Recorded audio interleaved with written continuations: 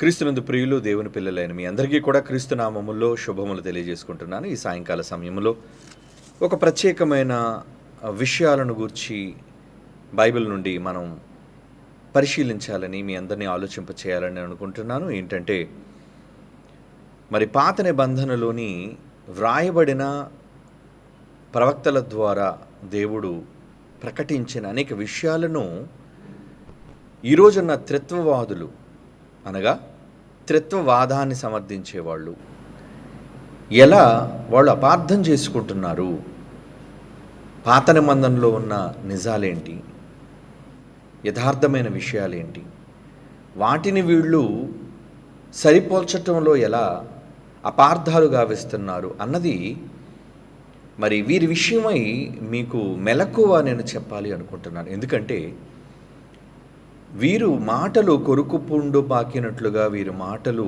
ప్రజల మధ్యకు చొప్పిస్తూ తాము నమ్మిన సిద్ధాంతానికి సరి అయిన పునాది లేకపోయినప్పటికీ తాము నమ్మిన సిద్ధాంతాన్ని ప్రజల మీద రుద్దడానికి వారు చేస్తున్న ప్రయత్నం, అలాగే గలిబిలి, దీనంతటిని బట్టి అనేక మంది త్రోవ తప్పిపోయే ప్రమాదకరమైన పరిస్థితులు ఉన్నాయి. కనుక నిజాలు ఏంటో అనేది బైబిల్ నుంచి మనందరం కలిసి పరిశీలించవలసిన అవసరం ఉంది అన్న విషయాన్ని మీ ముందుకు తీసుకొస్తున్నాను. ఎందుకంటే మొదటి నుంచి నేను మీకు చెబుతున్నట్లుగా ఈ త్రిత్వ సిద్ధాంతాన్ని నమ్మే త్రిత్వవాదులు ఎవరైతే ఉన్నారో ఆరంభం నుంచి వీరి పునాది ఒక అబద్ధం మీద నిర్మించబడింది అన్నది జరిగిన ఒక కుంభకోణం, ఒక కుట్ర కోణం అనేది గత కొన్ని వారాల క్రితమే మీకు తెలియజేయటం జరిగింది. అంటే ఎలాగూ వీళ్ళు తమ సిద్ధాంతాన్ని లేదా త్రియేక దేవుడు అన్న పదాన్ని లేకపోయినప్పటికీ ముగ్గురు దేవుళ్ళు ఒక్క దేవునిగా ఒకే రూపంలో ఉన్నారు అనే విషయాన్ని ప్రజల మధ్య చూపించడానికి కొన్ని వందల సంవత్సరాల క్రితం బైబిలులోనే వారు అబద్ధాన్ని చొప్పించిన విషయాన్ని మీ కళ్ళకు కట్టినట్లుగా స్పష్టముగా చూపించాను. దాని తాలూకా సాక్ష్యాలు, ఆధారాలు ఈ రోజుకి చరిత్రలో నిలిచిపోయి ఉన్నాయి. అదే జోహనైన్ కామా అన్నది. అంటే అది ఎంత అబద్ధం మీద, బైబిలులో లేని దాని మీద టోటల్గా వీళ్ళ తాలూకా సిద్ధాంతాలను నిర్మించుకున్నారు. అంటే వారు నమ్మిన అబద్ధాన్ని నమ్మించటం కోసం, ప్రజల మధ్య చొప్పించటం కోసం కొన్ని వందల సంవత్సరాల క్రితమే అటు లాటిన్ బైబిల్లోనూ అలాగే అటు పురాతనమైన గ్రీకు ప్రతులలో కూడా, ప్రాచీన ప్రతుల్లో కూడా వారు తప్పుడు సమాచారాన్ని చొప్పించే ప్రయత్నం చేశారు అని చరిత్ర రెడ్ హ్యాండెడ్గా వాళ్ళని పట్టుకొని చెబుతుంది. ఎరాస్మస్ అనే వ్యక్తి ద్వారా వీళ్ళు ఎలాంటివి చొప్పించేశారు, ఒకటి కలపకూడదు, తీయకూడదు అన్న ఒక పటిష్టమైన నియమం బైబిల్లో ఉన్నా వీరు దానిని ప్రక్కన పెట్టి నీళ్లు, ఆత్మ, రక్తము అన్నదాన్ని తండ్రి, కుమార, పరిశుద్ధాత్మ అనే ఒక అబద్ధంతో తమ పునాదిని పటిష్టం చేయాలనుకున్నారు. అంటే ఇక వీళ్ళ సిద్ధాంతం ఎంత కట్టు కదో అన్నది మీరు ఆలోచించాలి. కనుక ఈ వందల సంవత్సరాల క్రితము నుంచి అబద్ధంలో పాతుకుపోయారు కనుకనే దానిని నిజం చేసుకోవాలని చాలా తాపత్రయపడిపోతుంటారు. అలా వాళ్ళు తాపత్రయపడే ఈ ప్రయత్నంలో వాళ్ళు దానికి బైబిల్ బేస్ అనేది వాళ్ళు చూపించలేరు. ఉన్న మాటలను వక్రీకరించి మీకు అపార్థం చేయించే ప్రయత్నాలు చేస్తుంటారే కానీ వారు అనుకున్న భావాలకు బైబిల్ స్పష్టంగా ఎక్కడ ఏ మాట వ్రాయబడిందో అన్నది వాళ్ళు చూపించలేరు.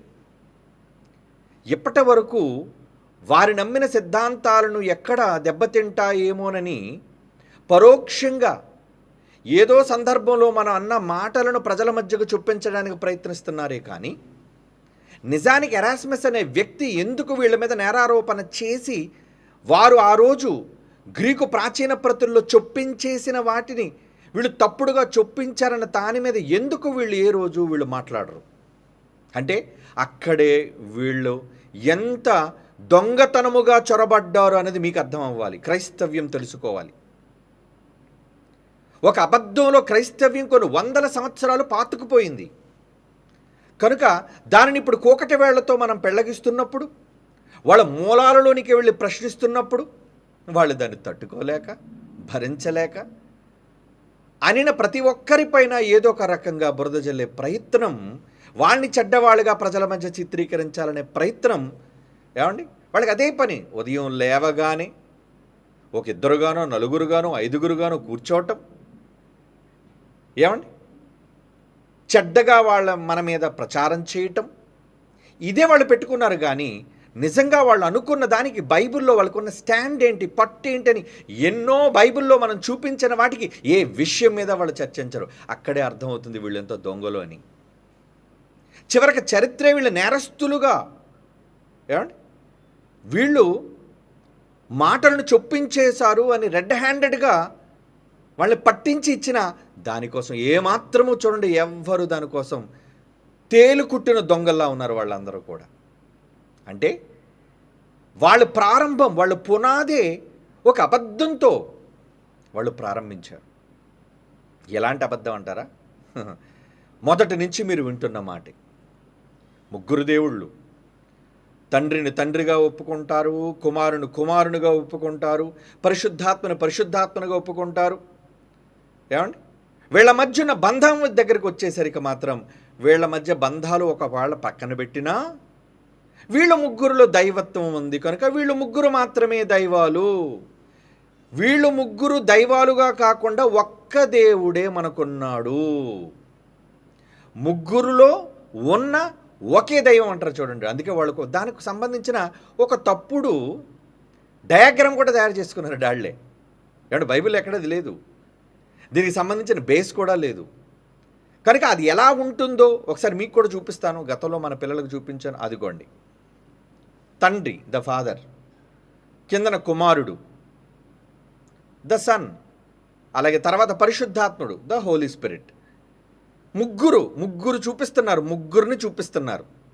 ముగ్గురిని చూపించి father is not the son, తండ్రి కుమారుడు కాదు. అవును, తండ్రి ఎప్పుడు కుమారుడు కాడు, తండ్రి తండ్రే, కుమారుడు కుమారుడే. Son is not holy spirit, అంటే కుమారుడు పరిశుద్ధాత్ముడు కాడు, పరిశుద్ధాత్ముడు తండ్రి కాదు. ఓకే, ముగ్గురుని సెపరేట్గా చెప్పటం అనేది బాగానే ఉంది. కానీ వీళ్ళు ముగ్గురుగా ఉన్న వాళ్ళ చివరిలో వాళ్ళు చెప్పే మాట ముగ్గురిగా ఉన్న ఒక్క దేవుడు అంటారు, ఒక్క దైవం అంటారు. అంటే మనకు దేవుడు ఒక్కడే, దాని మీదే వీళ్ళు నిలబడతారు. చూడండి, ఇప్పుడు ముగ్గురుగా ఉన్న ఒక్క దైవం అని బైబిలులో ఎక్కడైనా వీళ్ళు చూపించగలరా? అడగండి వాళ్ళని. ముగ్గురుగా తాను ప్రత్యక్షపరుచుకున్న ఒక్క దైవం ఎక్కడ? ముఖ్యంగా నూతన నిబంధనలో, ఎందుకంటే సర్వసత్యము, అందులో మనం అది చెప్పినప్పటి నుంచి వాళ్ళు నీళ్లు నవ్వులుతున్నారు. సర్వసత్యము అలాగనగానే అంటే పాత నిబంధనలో సత్యం లేదా అని మరలా మా దుష్ప్రచారాన్ని వీళ్ళు ప్రారంభించారు. వదిలేయండి, వాళ్ళ ప్రచారాల కోసం పక్కన పెట్టేయండి. అంటే క్రొత్త నిబంధనలోని సర్వసత్యాన్ని వీళ్ళు మాట్లాడాలి, సత్యంగా అంగీకరించి దాన్ని వీళ్ళు చూపించాలి.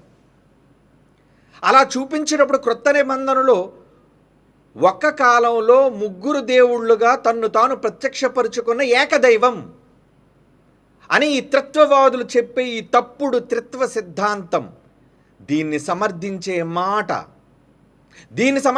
మాట అటు పాత నిబంధనలో కానీ, ఏమండి, అసంపూర్ణ సత్యమైన పాత నిబంధనలో కానీ, సంపూర్ణ సత్యమైన క్రొత్త నిబంధనలో కానీ ఎక్కడా మీకు కనబడదు. వాళ్ళు చూపించలేరు కూడా. త్రియేక దేవుడు అన్న పదం, ఏకత్వంలో బహుళత్వం అనే పదం, బహుళత్వంలో ఏకత్వం అనే పదం, అసలు ఏ పదాలు బైబిలులో మీకు కనబడవు. నిజానికి ఏ సామాన్యమైన అర్థం చేసుకోగలిగే ఒక సగటు మనిషి ఆలోచించే విధానం ఏంటంటే దేనికైనా ఒక బేస్ చూపించాలి. కానీ ఆ బేస్ వీళ్ళు చూపించలేక క్రొత్తదనాన్ని వీళ్ళు సృష్టించి ఒక్క దేవుడే ఇక దేవుడు అనేవాడు లేడు, ఒక్క దేవుడినే మనం నమ్మాలి. ఎంతగా వీళ్ళు నమ్ముతున్నా ఏమండి, గత ఎపిసోడ్స్లో మనం మాట్లాడిన కీర్తన గ్రంథంలోని 82వ కీర్తనలోని 1వ వచనం కానీ 6వ వచనం కానీ స్వయంగా ఏ దేవుణ్ణైతే వీళ్ళు యెహోవా దేవుడు, తండ్రి అయిన దేవుడుగా వీళ్ళు అంగీకరిస్తున్నారో ఆయన పాత నిబంధన లేదా వాళ్ళు ఏదైనా చెప్పుకోనివ్వండి, ఆయన యేసుగా ప్రత్యక్షమై చెప్పాడంటారా, లేదా పరిశుద్ధాత్మగా ప్రత్యక్షమై చెప్పాడంటారా, వాళ్ళతో ఆ మాట రాయించాడంటారా? 82 కీర్తన 1వ వచనం కానీ 6వ వచనంలో కానీ వ్రాయబడిన దైవములను గూర్చి ఒక్క దైవమే అయితే ఆ దైవం ఇంకే ఇతర దైవాలను గూర్చి మాట్లాడుతున్నాడు. ఎందుకంటే ఆయన తప్ప వేరొక దేవుడు ఉండకూడదు అని కఠినంగా చెప్పిన దేవుడే, ఇశ్రాయేలుకు ఆజ్ఞాపించిన దేవుడే ఇతర దైవాలను గూర్చి, అది తన కుమారులైన వాళ్ళే తన దైవాలని ఎందుకు ఉద్ఘాటిస్తున్నాడు, ఎందుకు సంబోధిస్తున్నాడు, ఎందుకు నొక్కి వక్కాణిస్తున్నాడు? ఇది స్పష్టంగా మనం చెప్పాం. దీని మీద వీడు మాట్లాడరు. ఎంతసేపు ఒక్క దేవుడు, ఒక్క దేవుడు, ఒకే దేవుడు, ఒకే దేవుడు, ఒక్క దేవుడే తను ఆయా కాలాలలో తండ్రిగాను, ఆయా కాలాలలో కుమారునిగాను, ఆయా కాలాలలో పరిశుద్ధాత్మగాను ప్రత్యక్షపరుచుకున్నాడు అని చెప్పే ఈ తప్పుడు త్రిత్వ సిద్ధాంతం ఇప్పుడు వీళ్ళు పునాదులు కదులుతున్నాయి. ఎందుకంటే అబద్ధం. సత్యమే ఎప్పటికీ నిలిచుండేది. సత్యమే ఎప్పటికీ ప్రజల మధ్య ఎన్ని అబద్ధాలు సంవత్సరాలు వయస్సు దానికి ఉన్నా అది అబద్ధంగా ఏదో ఒక రోజు నిరూపించబడక తప్పదు. ఎందుకంటే దేవుడు ఎప్పుడూ కూడా సత్యాన్ని తన పిల్లలకు చెప్పాలనుకునే తన కుమారుని భూమి మీదకి పంపి ఆయనకి సత్యము అని పేరు పెట్టాడు. నేనే వాక్యము, నేనే సత్యము అని ఆయన పలికాడు. కనుక ప్రజలు అబద్ధంలో ఉండకుండా నిజాన్ని వాళ్ళు పలకాలని తన రొమ్మును ఆనుకోనున్న తన కుమారుణ్ణి పంపిస్తే యేసుగా కనబడిన ఆయనే ఉన్నాడు, యెహోవాగానే ఉన్నాడు. ఆ యెహోవా యేసుగా మనకు కనబడతాడు, ఆ యేసే పరిశుద్ధాత్మగా కనబడతాడు. ముగ్గురుగా మనకు కనబడుతున్నా, వీళ్ళు తెలివైన మాట, ముగ్గురుగా మనకు కనబడుతున్నా, ముగ్గురుగా కనబడే ఒక్క దైవం అంటారు. మళ్ళా మరి ఒక్క దైవం అయితే బైబిల్లో ఎందుకు ఇతర దైవములను గూర్చి మాట్లాడుతున్నాడు? అసలు ఇతర దేవుళ్ళు దేవతలను గూర్చి అంటేనే మండిపడిపోయే దేవుడు, నా నామం తప్ప ఇతర దేవుళ్ళ నామాన్ని ఉచ్చరింపకూడదని ఖండితంగా ఇశ్రాయేలుకు ఆజ్ఞాపించిన దేవుడు ఎందుకు తానే స్వయంగా మనందరి కోసం తన గర్భము, తన బీజము నుంచి వచ్చిన వాళ్ళం, శాశ్వతమైన బీజం నుంచి వచ్చిన వాళ్ళమైన మనలను దైవాలుగా సంబోధిస్తున్నాడు? ఎందుకు? దీని మీద వీళ్ళు డిస్కషన్లు చేయరు, దీనికోసం వీళ్ళు మాట్లాడరు. కారణం వాళ్ళ సిద్ధాంతం అబద్ధం గనుక. ఏమండి, ఇక నిత్యుడు నిత్యుడు నిత్యుడు ఎప్పుడు దేవుడు మాత్రమే నిత్యుడు అని చెప్పే వీళ్ళు కుమారుడు నిత్యుడని మనం చూపించాం, పరిశుద్ధాత్మ దేవుడు నిత్యుడని చూపించాం. పోని వీళ్ళు ముగ్గురు దైవాలుగా ఉన్నారు కాబట్టి నిత్యత్వంలో ఉన్నవాళ్ళని చెప్పిన అసలు దేవునిలో ఉన్న మనమందరం కూడా నిత్యులమే అని చెప్పినప్పుడు దీని మీద ఎందుకు వాళ్ళు మాట్లాడరు? ఎందుకు దీని మీద వాళ్ళు చర్చలు జరిగించరు? ఆయనలో నుంచి వచ్చాం కనుక తండ్రి మాత్రమే కాదు, ఆయన ఉన్నవాడైతే ఆయనలో నుంచి వచ్చిన మనము ఉన్నవాళ్ళమే. ఆయన నిత్యుడైతే నిత్యునిలో నుంచి వచ్చిన మనం కూడా నిత్యులమే. నాశనము లేని వారము, అక్షయ బీజము నుంచి పుట్టిన వాళ్ళము. ఎంత స్పష్టంగా క్రొత్త నిబంధనలు ఈ మాటలన్నీ గత ఎపిసోడ్లో మీకు చెప్పాను. నామాల దగ్గరకు వచ్చి తండ్రి, కుమార, పరిశుద్ధాత్మ ఏకనామము అని చెబుతారే, ఈ నామాల గురించి ఈరోజు మాట్లాడవలసి ఉంది. కానీ నిన్నటి సాంకేతిక లోపాల వల్ల నేను మాట్లాడలేకపోయిన ఈ అంశము కనుక ఈ ఆదివారం మాట్లాడిన తండ్రి అయిన దేవునికి యేసు పుట్టిన కుమారుడు అన్న అంశంలో ఖచ్చితంగా చెబుతాను మీకు. దీనికి ఎందుకు నామములో అని అనకుండా నామము అని ప్రయోగించాడు అనేది కూడా చెబుతాం. సమాధానం లేని వాళ్ళం కాదు. దేవుడు అన్నిటినీ స్పష్టంగా మనకు రాశాడు. దేవుని పిల్లలారా, అంటే వీరు నమ్మే ఒక తప్పుడు విధానాన్ని కోసం ఎలా వీళ్ళు ప్రజలను గలిబిలి చేయడానికి, అబద్ధాలను ప్రాపకంలోనికి తీసుకొని రావడానికి బైబిలులో లేని పదజాలాలను, బైబిలులో లేని భావాలను వీళ్ళు చెప్పుకుంటూ చివరికి బైబిల్లో ఈరోజు మనం చూపిస్తున్న ఏ వచనానికి కూడా డిఫెన్స్ సిస్టమ్ అనేది లేకుండా అటు ఎరాస్మస్ చెప్పినట్లుగా వీళ్ళు చొప్పించేశారు అన్న దాని మీద వాదన ఉండదు. ఏమండి, దాని మీద వీళ్ళు వాదించరు. మనము కూడా దైవము లేని దేవుడు అన్న మాట గురించి వీళ్ళు వాదన చేయరు. నిత్యుడు దేవుడు మాత్రమే కాదు, ఆయనలోంచి వచ్చిన మనం కూడా నిత్యులమైన దాని గురించి మాట్లాడరు. ఈరోజు మనం ఇన్ని బేసిస్ బైబిల్ నుంచి మనం చూపిస్తున్నా కేవలం ప్రజలను తప్పుత్రోవ పట్టించటం కోసం. ఏమండి, ప్రజలను తప్పుత్రోవ పట్టించడం కోసం ఏదో సందర్భంలో మనం అన్న మాట దాని మీద మాత్రమే ఎల్లప్పుడూ వీళ్ళు డిస్కషన్స్, ఎప్పుడు వీళ్ళ మాటలు, వీళ్ళు వీడియోలు. ఇంకా రాజ్య సువార్త లేదు, దేవుని గురించిన జ్ఞానము వాళ్ళకి అక్కర్లేదు. ఉదయం లేవగానే రాత్రి పడుకున్నా ఎప్పుడు మనమే వాళ్ళ కళ్ళలో కనబడుతుంటాం. వాళ్ళిద్దరిలో మనమే, వాళ్ళ ఆలోచనలో మనమే, వాళ్ళ ఛానల్స్లో మనమే. మనం ఫోటో వేసుకుంటేనే కానీ గతి లేని పరిస్థితికి వెళ్ళిపోయారు. ఆఖరికి ఫోటో ఫోటో ఫోటో మందే వాడాలి. దమ్మున్నవాడు, గొప్పవాడు ఫోటోలు వేయటం మాత్రమే కాదు, ఆ ఫోటోలో ఉన్న వ్యక్తి చూపించిన అనేక రెఫరెన్స్లను ఎన్కౌంటర్ చేయాలి. నేను ఒక కౌంటర్గా మాట్లాడినవి ఏమైనా ఉంటే దాన్ని ఎన్కౌంటర్ చేయగలిగిన సబ్జెక్ట్ మాట్లాడాలి. దాని మీద సబ్జెక్ట్, నో సబ్జెక్ట్. దేవుడు ఒక్కడే దేవుడు, ఇంకొక దేవుడు లేడు అన్న దానికి ఈరోజు మనం చెబుతున్న అనేక మంది దైవాలు ఏమండి మాట్లాడరు. ఈరోజు మనం ఏదో సందర్భంలో చెప్పిన మాట దేవుడు భిక్ష వేశాడు అన్న దానికి ఏమండి దాన్ని ప్రపంచవ్యాప్తముగా వైరల్ చేశారు. వెరీ గుడ్, మంచిదే చేశారు వైరల్ చేసి. ఏమండి కేవలం మనల్ని చెడ్డ చేయాలని. కానీ తెలివిగా మన పిల్లలు, నిజంగా నాకు తెలియదండి, మన పిల్లలైన వారు ఎక్కడి నుంచి తీసుకొచ్చారో మరొక వ్యక్తి, ఈ ఏకత్వాన్ని నమ్మే మరొక వ్యక్తి మనం వాళ్ళు అనుకుంటున్నారు ఏదో వాళ్ళ తాలూకా వాక్యాన్ని సమర్థించే వాళ్ళని తెచ్చాను. నో. ఒకవేళ ఈయన చెప్పిన మాటలు తప్పు అయితే ఆయన కూడా అదే అర్థాన్ని చెప్పే మాటలు చెప్పాడెందుకు అని మన పిల్లలు వేసిన ఎన్కౌంటర్ అది. అంతేగాని వాడు బోధలను అంగీకరించడం కాదు. ఆ వ్యక్తి చెప్పే మాటలన్నీ ఏదో దైవ సంబంధమైనట్టు గొప్ప మాటలని కాదు. ఏమండి అంటే కేవలం మన మాటలను మాత్రమే తప్పు, భిక్ష అనేది ఎత్తు చూపిస్తుంటే మరొక సేవకుడు వాళ్ళు నమ్ముకున్న సిద్ధాంతాన్ని నమ్ముకున్న సేవకుడే మాట్లాడుతుంటే మరి దానికోసం ఎందుకు మాట్లాడరు? పక్షపాతులు. ఏమండి ఒక సామెత ఉందండి మనలో, ఏంటో తెలుసా అండి? రాజు చేస్తే శృంగారం అట, సామాన్యుడు చేస్తే వ్యభిచారం అట. రాజు చేస్తే మాత్రం దాన్ని మనం తప్పుగా అనుకోకూడదట. ఎందుకంటే ఆయన రాజు, మనిషిగాడా వాడు? అదే సామాన్యుడు చేస్తే నేరం, పాపం. అలాంటిదండి ఈ లోకం, అటువంటిది ఈ లోకం. కనుక కేవలం మన పిల్లలైన వాళ్ళు ఎక్కడి నుంచి సంపాదించారో మొత్తానికి అది సంపాదించి పెట్టేసరికి దెబ్బకు నోర్లు మూతపడిపోయి దాని భావం అది కాదు. అంటే వేరే వ్యక్తి మాట్లాడినప్పుడు దాని భావం ఇది కాదట, ఇంకొకరు మాట్లాడినప్పుడు మాత్రం దాని భావం అదేనట. అంటే పచ్చకామర్ల లోకం ఇది. పచ్చకామర్ల లోకం అండి, పక్షపాతంతో కూడిన లోకం ఇది. వెరీ గుడ్, భలే కౌంటర్ చేశారా పిల్లలు, వెరీ గుడ్. అంటే వాళ్ళు నమ్మిన సిద్ధాంతవాదులే వాళ్ళకి ప్రశ్నగా వేశాడు యేసుప్రభు. ఇలాంటి సందర్భంలో మొదటి శతాబ్దంలో కూడా ఉంటారు కదండి ఆయన దగ్గర మొదటి శతాబ్దంలో కూడా ఇలాంటి వాళ్ళు ఉంటారండి.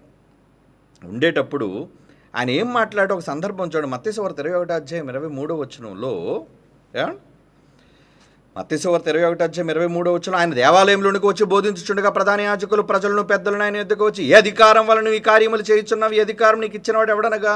ఏంటి నీకున్న అధికారం అన్నప్పుడు యేసుప్రభు తెలియక వాళ్ళని ఎలా ఎన్కౌంటర్ చేశాడు చూడండి. 24 యేసు, నేనే మిమ్మల్ని ఒక మాట అడుగుదును, అది మీరు నాతో చెప్పిన ఎడల నేనును ఏ అధికారముతో ఈ కార్యములు చేయుదును అది మీకు చెప్పుదును అని అడుగుతున్నాడండి. వాళ్ళని కౌంటర్ వేస్తున్నాడు వాళ్ళకి. ఏమని? 25 యోహాను ఇచ్చిన బాప్తీసం ఎక్కడి నుంచి కలిగింది? యోహాను ఎక్కడి నుంచి వచ్చింది బాప్తీసం అడిగాడు. పరలోకం నుండి కలిగిందా, మనుషుల వల్ల కలిగినదా అని వారిని అడిగిన వారు, మనం పరలోకం నుంచి ఒకవేళ కలిగిందని చెప్పితమా, అలాగైతే మీరు ఎందుకు ఆయన నమ్మలేదని అడుగుదురు. మనుష్యుల వల్ల కలిగిందని చెప్పితమా, జనులు భయపడుతున్నారు, వాళ్ళందరికీ బాప్తిస్మ ఇచ్చి యోహాను గొప్పవాడని, అందరూ యోహాను ప్రవక్త అని ఎంచుచున్నారు అని తమలో తాము ఆలోచించుకొని మాకు తెలియదని ఉత్తరం ఇచ్చే సైలెంట్ అయిపోయారు వాళ్ళు. ఏమండి అంటే యేసుక్రీస్తు వారు ఎంత తెలివిగా చమత్కారంగా వాళ్ళు అన్నాడో చూడండి. మీరు చెప్పాలి కదా దీనికి. యోహాను ఎవరు అంటే మంచివాడే అనలేరు, చెడ్డవాడు అనలేరు. అంటే వాళ్ళ దృష్టిలో అసలు యోహాను అంగీకరించకూడదనే ఉంది. కానీ ప్రజలేమో ప్రవక్త అంటున్నారు, పరలోకం నుంచి వచ్చిందని ఒప్పుకొని తీరాలి. అందుకే ఎటు కక్కలేక మింగలేక గుక్కిళ్ళు మింగుతున్నారు. ఈరోజు పాపం ఈ త్రిత్వ సిద్ధాంతవేత్తలు కూడా ఎప్పుడైతే ఆ వీడియో బయటకు వచ్చిందో పాపం నీళ్లు నవ్వడం ప్రారంభించారండి. నీళ్లు నవ్వడం తర్వాత సంగతి, కావలిస్తే తాగండి ఎన్ని నీళ్ళైనా. కానీ వ్రాయబడిన మాటలు క్రొత్త నిబంధనలోను పాత నిబంధనలోను ఆయన తండ్రి, కుమారుడు, పరిశుద్ధాత్మ ముగ్గురుగా కనబడుతున్నారనే విశేషమైన విస్తారమైన తెలుగులో స్పష్టమైన ఒక తండ్రిగా కుమారుడిగా చూపిస్తున్న ఈ పదాలు వాళ్ళకి అర్థం కావటం లేదు అంటే ఎవరు వాళ్ళు? ఎవరండి? మతోన్మాదులకైనా చెప్పిన అర్థమవుతుందేమో కానీ వీళ్ళు అంధవిశ్వాసాన్ని కలిగిన వాళ్ళు మనోనేత్రములు గుడ్డితనము కలుగజేశాడు. తండ్రిని తండ్రిగా కుమారుని కుమారునిగా అంగీకరించలేని వారు, కుమారుడు స్వయంగా చెబుతున్నా నేను నా తండ్రి కంటే గొప్పవాడు కాను అన్న సహించలేని వాళ్ళు. అవునండి, అలాంటి వాళ్ళు అంటే బైబిల్లో రాయబడిన అక్షరాలు వీళ్ళకొద్దు. ఏమనంటే ఒక డయాగ్రామ్ చూపిస్తారు. ముగ్గురుగా మేము ఒప్పుకుంటాం, కానీ ఒక్క దేవుడే. మరి ఒక్క దేవుడైతే మిగతా దేవుళ్ళందరూ మనల్ని కూడా దైవాలను ఎందుకు అంటున్నాడు? దానికి మాట్లాడరు. చూసారా, అక్కడ శాస్త్రులు పరిశీలన ఎలాగైతే యేసుప్రభు అన్న కౌంటర్కి నోరు మూసుకున్నారో వాటి మీద ఏ రోజు వీళ్ళు వాదన చేయరు. ఏదో పెద్ద ప్యానల్ ఆఫ్ జడ్జెస్ కూర్చున్నట్లుగా, సుప్రీంకోర్టు బోర్డు కూర్చున్నట్టుగా కూర్చుంటారండి. తెల్లవారు లేస్తే పని పాట లేదు. సరే పెట్టుకోండి, మీకు నచ్చినవి వ్యూస్ కావాలో, డబ్బులు దండుకోవాలో, బురద జల్లాలో, ఎంత బురద జల్లి. మరలా చెబుతున్నాను, ఈ ప్రపంచమంతా ఒకవైపు నిలబడి తప్పు అన్న బైబిల్ పక్షాన ముగ్గురుగా ఉన్నారు అని చెప్పడానికి క్రీస్తు సంఘం, క్రైస్ట్ చర్చ్గా మేము, బైబిల్ ఓపెన్ యూనివర్సిటీ ఇండియా ఇంటర్నేషనల్గా మా సైన్యం ఎప్పుడూ సిద్ధంగా ఉంటాం. దేనికి తలదించేది లేదు, దేనికి భయపడేది లేదు, లొంగేది అంతకంటే లేదు. ఎందుకంటే నిజాన్ని, సత్యాన్ని స్థాపించడానికి వచ్చాం. ఎంతసేపు త్రిత్వం, ఏకత్వం. ఆ త్రిత్వం అనే పదం కనబడదు బైబిల్లో, ఏకత్వం అనే పదం కనబడదు మనకి బైబిల్లో. ఏమండి, బొమ్మను చూపించి దానికి మళ్ళీ ఈక్వేషన్లు అండి, పనికిరాని ఈక్వేషన్లు. ఏంటా ఈక్వేషన్? 1 ఏమవుతుంది? 1 కదా. ఏమండి, 1 అంటే ఈక్వేషన్ లెక్కలు తీసుకొస్తావు బైబిల్ దగ్గరికి. ఏమండి, అంటే 1+1+1 3 అయితే ఏమండి, 1+1+1 3 కదండి. ప్లస్ ఎందుకు చెయ్యాలి, మైనస్ ఎందుకు చెయ్యాలి, ఏమండి, ఇంటూ ఎందుకు చెయ్యాలి అనేది వీళ్ళకి తెలీదు. ఏమండి, ఇప్పుడు బైబిల్ 3 అనే సంఖ్య చెప్పకపోతే 1, 2, 3 అని మనం ఎందుకు మాట్లాడతామండి? అంటే దేవుడికి మనుష్యులకు అర్థమయ్యే భాషలు చెప్పడం రాదా? ఏమంటే దేవుడికి మనుష్యులకి నేను ఎలా చెప్పాలి, వీళ్ళు కన్ఫ్యూజ్ చేయాలని దేవుడు అనుకుంటాడా? తన్ను తాను అర్థమయ్యే విధానంలో తాను కనుపరుచుకుంటాడు దేవుడు. కన్ఫ్యూజ్ చేసాడు ఆయన.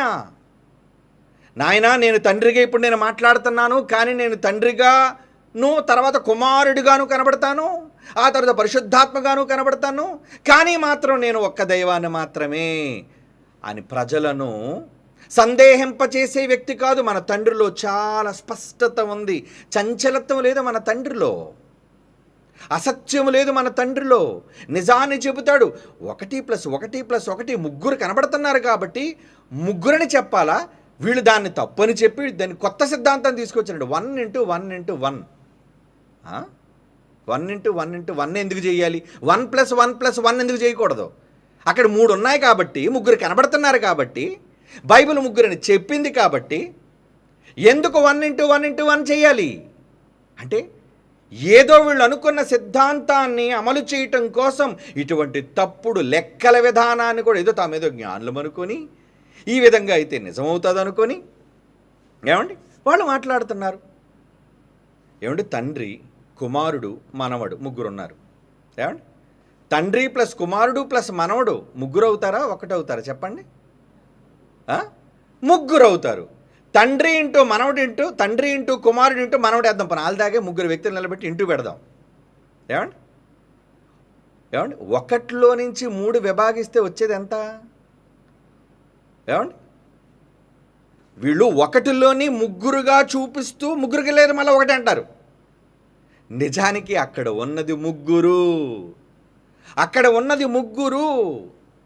ఆ ముగ్గురు అన్నది ఏంటో మనం వెళదాం బైబిల్లోకి. ఎందుకంటే వీళ్ళు పాత నిబంధనలో కూడా ఎలా అపార్థాలు చేస్తున్నారనేది మనం చెప్పాలి కదా. ఆదికాండం 9వ అధ్యాయం నుంచి ఆయన ఏమైనా మాట్లాడుకుంటూ వస్తున్నాడు, ఇవన్నీ మనం చూడాలి కదా. కనుక ఒక తండ్రి, ఒక కుమారుడు, ఒక మనుమడు, ముగ్గురు వ్యక్తులు ఉంటే ఈ ముగ్గురిని ఒకవేళ మీరు ఇంటూ చేసినా ప్లస్ చేసినా చివరికి తేలే రిజల్ట్ కళ్ళ ముందు కనిపించేది ముగ్గురు వ్యక్తులు. తండ్రి వేరేగా కనబడుతున్నాడు, కుమారుడు వేరేగా కనబడుతున్నాడు, పరిశుద్ధాత్మ వేరేగా కనబడుతున్నాడు. అందుకే దానికి వీళ్ళు ఏం చేస్తారో తెలుసా అండి?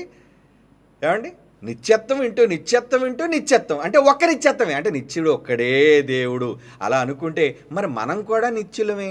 మనల్ని ఎందుకు నిత్యత్వంలో కలపరు? ఇప్పుడు మనం కూడా నిత్యులం అయినప్పుడు మనం ఎందుకు ఒక్కటిగా లేవు? మనం ఎందుకు ఇన్ని లక్షల కోట్ల మందిగా కనబడుతున్నాం?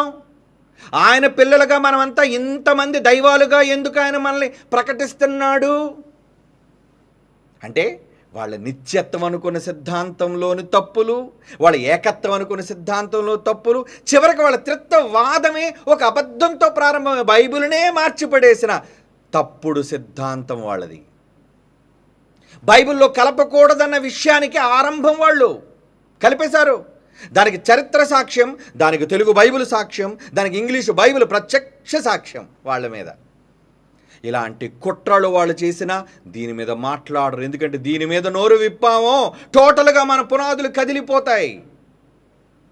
ఒక్క దేవుడని ఎప్పటి వరకు నమ్ముకుంటున్న సిద్ధాంతాలన్నీ కుప్పకూలిపోతాయి. పిచ్చోళ్ళారా, ఒక్క దేవుడు అన్నది నిజమేనర్రా, కానీ ఆ ఒక్క దేవుడు తండ్రి. క్రొత్త నిబంధన ఎంత స్పష్టంగా అందరికీ అర్థమయ్యే భాషలో అందరికీ తండ్రి అయిన దేవుడు ఒకడే. ఆయన తండ్రి అని పేరు పెట్టింది. మరొక దేవుడున్నాడు, ఆయన కుమారుడు. మరొక దేవుడున్నాడు, పరిశుద్ధాత్ముడు. వాళ్ళిద్దరూ తండ్రికి ఏమవుతారో అన్న ఎన్నో వచనాలు బైబిల్లో మనం చూపించాం. వేటి మీద మాట్లాడకుండా ఎంతసేపు వీళ్ళు ఏమండి ప్రజల దగ్గర బెచ్చమెత్తుకోవడానికి ఆ బెచ్చం గూర్చిన డిస్కషన్ తప్ప మరొకటి లేదు వాళ్ళకి. ఎందుకంటే నో బేస్లెస్ దేవుని పిల్లలారా. కనుక ఈ త్రిత్వ సిద్ధాంతవాదుల వాదం ప్రారంభమే తప్పు. ఎందుకంటే ఆయన ఎలా మాట్లాడాడో కొన్ని మాటలు మనం చూసి వెళదాం. మన దేవుడు ఎంత స్పష్టత కలిగిన వాడు. యెషయాగ్రంథం 45వ అధ్యాయం 19వ వచనం. యెషయాగ్రంథం 45:19. అంధకార దేశంలో మరుగైన చోట నేను మాట్లాడలేదు, చీకట్లో నేను మాట్లాడలేదు, మాయాస్వరూపుడైనట్టు నన్ను వెదకుడని యాకోబు సంతానముతో నేను చెప్పలేదు. మాయాస్వరూపుడా ఏంటండి? ఒకటిగా కనబడుతున్నా మళ్ళీ ముగ్గురు అయిపోయేటండి, ముగ్గురు మళ్ళీ ఒకడైపోయేటండి. మాయా మెజిషియన్ ఏం చేస్తాడు చెప్పండి? 3 పావురాలు చేస్తాడు, 1 పావురం చేస్తాడు. 1 పావురం నుంచి 3 పావురాలు చేస్తాడు. 1 రుమాల్లోంచి 10 రుమాలు చేస్తాడు. 10 రుమాలు 1 రుమాలుగా చూపిస్తాడు. ఏంటిది? మాయా, మ్యాజిక్ అంటారు దాన్ని. బట్ దేవుడు మాయా స్వరూపి కాడు. మాయా రూపం, అసలు రూప సంగతి వదిలేండి, మాయ ఆయనలో లేదు. ఎందుకు ప్రజలను మాయ చేయాలి? ఆయన ముగ్గురుగా ఉంటే ముగ్గురుని చెబుతాడు. ఆయన ఒక్కడిగా ఉంటే బైబిల్లో ఈ ఒక్క మాట రాయలేడా నాయన? మీరందరూ అనుకుంటున్నట్లుగా నేను ఆయా కాలాలలో ముగ్గురు దేవుళ్ళుగా కనిపించే ప్రత్యక్షపరచబడిన ఒకే దైవం ఒక్క మాట రాసేస్తే చాలండి బైబిల్లో. ఒప్పేసుకుందాం, మనం అంతా ఒప్పేసుకుందాం. ఆయా కాలాలలో నేను కనిపించే ఒక్క దైవాన్నే నాయన, ముగ్గురుగా నేను ప్రత్యక్షపరచబడిన ఏకదైవం అని ఒక్క వచనం. ఇన్ని వందల వేల వచనాలు బైబిల్లో రాయించిన దేవుడు ఆ ఒక్క మాట మన కోసం రాయించలేడా? అది నిజమైతే కదా రాయించడానికి. ఒక అబద్ధాన్ని ఎలా రాయిస్తాడు? కానీ వీళ్ళు అబద్ధములోనే ఉన్నారు. ఇంకా అబద్ధం. చదవండి. అంధకార దేశంలో మరుగైన చోట నేను మాట్లాడలేదు, మాయాస్వరూపుడైనట్టు నన్ను వెతకుడని యాకోబు సంతతితో నేను చెప్పలేదు. నేను న్యాయమైన సంగతులను చెప్పువాడును, యథార్థమైన సంగతులు తెలియజేయవాడునగు యెహోవాను నేనే. ఎస్, అవునంటే అవును, కాదంటే కాదు. అదే కదా దేవుని ఉద్దేశం. నేను అవునంటే అవును, కాదంటే కాదు. దేవా నువ్వు తండ్రివా, అవును అని చెప్పాడు అనుకోండి. మరలా ఇంకో దగ్గరికి వెళ్ళేసరికి ఇంకో పుస్తకంలో మరి మీరు దేవుడు కారా, మీరు తండ్రి కారా, నో అన్నాడు అనుకోండి. అప్పుడు ఏమనాలి? అలాంటి వ్యక్తిని దేవుడుగా మనం నమ్మొచ్చా? నో. మాయావి, తన్ను తాను ముగ్గురుగా చెప్పుకొనలేక ఒక్కడిగా కనబడే మాయావి. మన దేవుడు అలాంటి వాడు కాడండి. ముగ్గురుగా ఉన్నాడు గనుక ముగ్గురుగానే ఆయన ప్రారంభం నుంచి మనకు చూపిస్తూ స్పష్టమైన మాటలను బైబిల్లో వ్రాయిస్తూ ఉన్నాడు. వెళదాం. ప్రారంభం నుంచి ఏంటని క్రీస్తును గూర్చిన ప్రవచనాలలో పాత నిబంధనలో ముగ్గురుగా ఉన్న విషయాలు ముందు చూద్దామండి. అవి మనం చదువుకోవాలి కదా. ఓకే, కమాన్, త్వరగా మనం చూద్దాం. ఎప్పుడు మీరు చదివిన మాటలే. ఆదికాండం 1వ అధ్యాయం 26వ వచనం. ఆదికాండం 1వ అధ్యాయం 26వ వచనం. దేవుడు మన స్వరూపమందు మన పోలిక చొప్పున నరులను చేయుదము అంటున్నాడు. చూడండి, మన అనే పదం ఆయన ఒక్క దేవుడైతే ఆది నుంచి ఒక్కడిగా ఉన్నవాడైతే ఆది నుంచి తను ప్రత్యక్షపరుచుకున్న ఏకదేవుడైతే మనమనే ఈ బహుళ పదాన్ని ఎందుకు ప్రయోగిస్తున్నాడు చెప్పండి? ఏమండి? ప్లూరల్ పదం. ఏమండి? మనము. ఏమండి? మనం వెళ్దామా అని ఒక్కడే నిలబడి అంటున్నాడు అనుకోండి. మనం వెళదామా అంటే ఎవరైనా చూసి ఏమనుకుంటారు? ఓహో, మనం వెళదామంటే ఎవరితో చెప్తున్నారు? పక్కన ఆయన భార్య ఉంది, ఆయన బంధువులు ఉన్నారు, ఆయన పిల్లలు ఉన్నారు, వాళ్ళతో కలిసి వెళ్దాం అంటున్నారు. ఎవ్వరూ లేకుండా ఒంటరిగా నిలబడి మనం వెళదామా అంటున్నాడు అనుకోండి. వాడిని ఎలా చూస్తారు మీరు? బుర్ర ఖరాబ్ అయిపోయింది వీడికి, వీడిని మెంటల్ హాస్పిటల్కి తీసుకువెళ్ళాలి. దేవుడు కరెక్ట్గానే ఉన్నాడండి, కానీ ఈ బుద్ధిహీనులు మనము అని ఆదికాండం తొలి పుస్తకంలోనే తను ప్రత్యక్షపరుచుకున్నాడు. మేము, మనము. 3వ అధ్యాయం 22వ వచనం, 3వ అధ్యాయం ఆదికాండం 22వ వచనం. అప్పుడు దేవుడని యెహోవా, ఇదిగో మంచి చెడ్డల్ని ఎరిగినట్లు ఆదాము మనలో మనలో మనలో ఒక్కడైపోయాడు. మనలో ఒక్కడైపోయాడు అంటే మనిషి దేవునిలో ఒకడయ్యాడు. మనలో ఒకని వంటి వాడాయను అంటే దేవుళ్ళుగా వాళ్ళు ఉంటే మనం కూడా మంచి చెడ్డలు ఎరిగిన వాళ్ళముగా ఏమంటున్నాడు అక్కడ? మనలో ఒకని వంటి వాడు. ఏమండి, ఇతను కూడా మనలో కలిసిపోయాడండి. ఎప్పుడంటారు మనలో కలిసిపోయాడని? చెప్పండి. మనవాడైనప్పుడు కదా, మనవాడైనప్పుడే అంటారు. అంటే బైబిలులో తెలుగు అక్షరజ్ఞానం కానీ భావజ్ఞానం కానీ లేని మూర్ఖులను ఈరోజు ప్రపంచంలో, మరలా చెప్తున్నాను, ప్రపంచంలో ఎక్కువ మంది ఈ త్రిత్వవాదాన్ని నమ్ముతున్నారు. అందుకే వాళ్ళు గుండెల్లో రైళ్లు పరిగెడుతున్నాయండి ఇప్పుడు. అవును, బెంగ, భయం. మనం మాట్లాడుతున్నామంటే అటెన్షన్.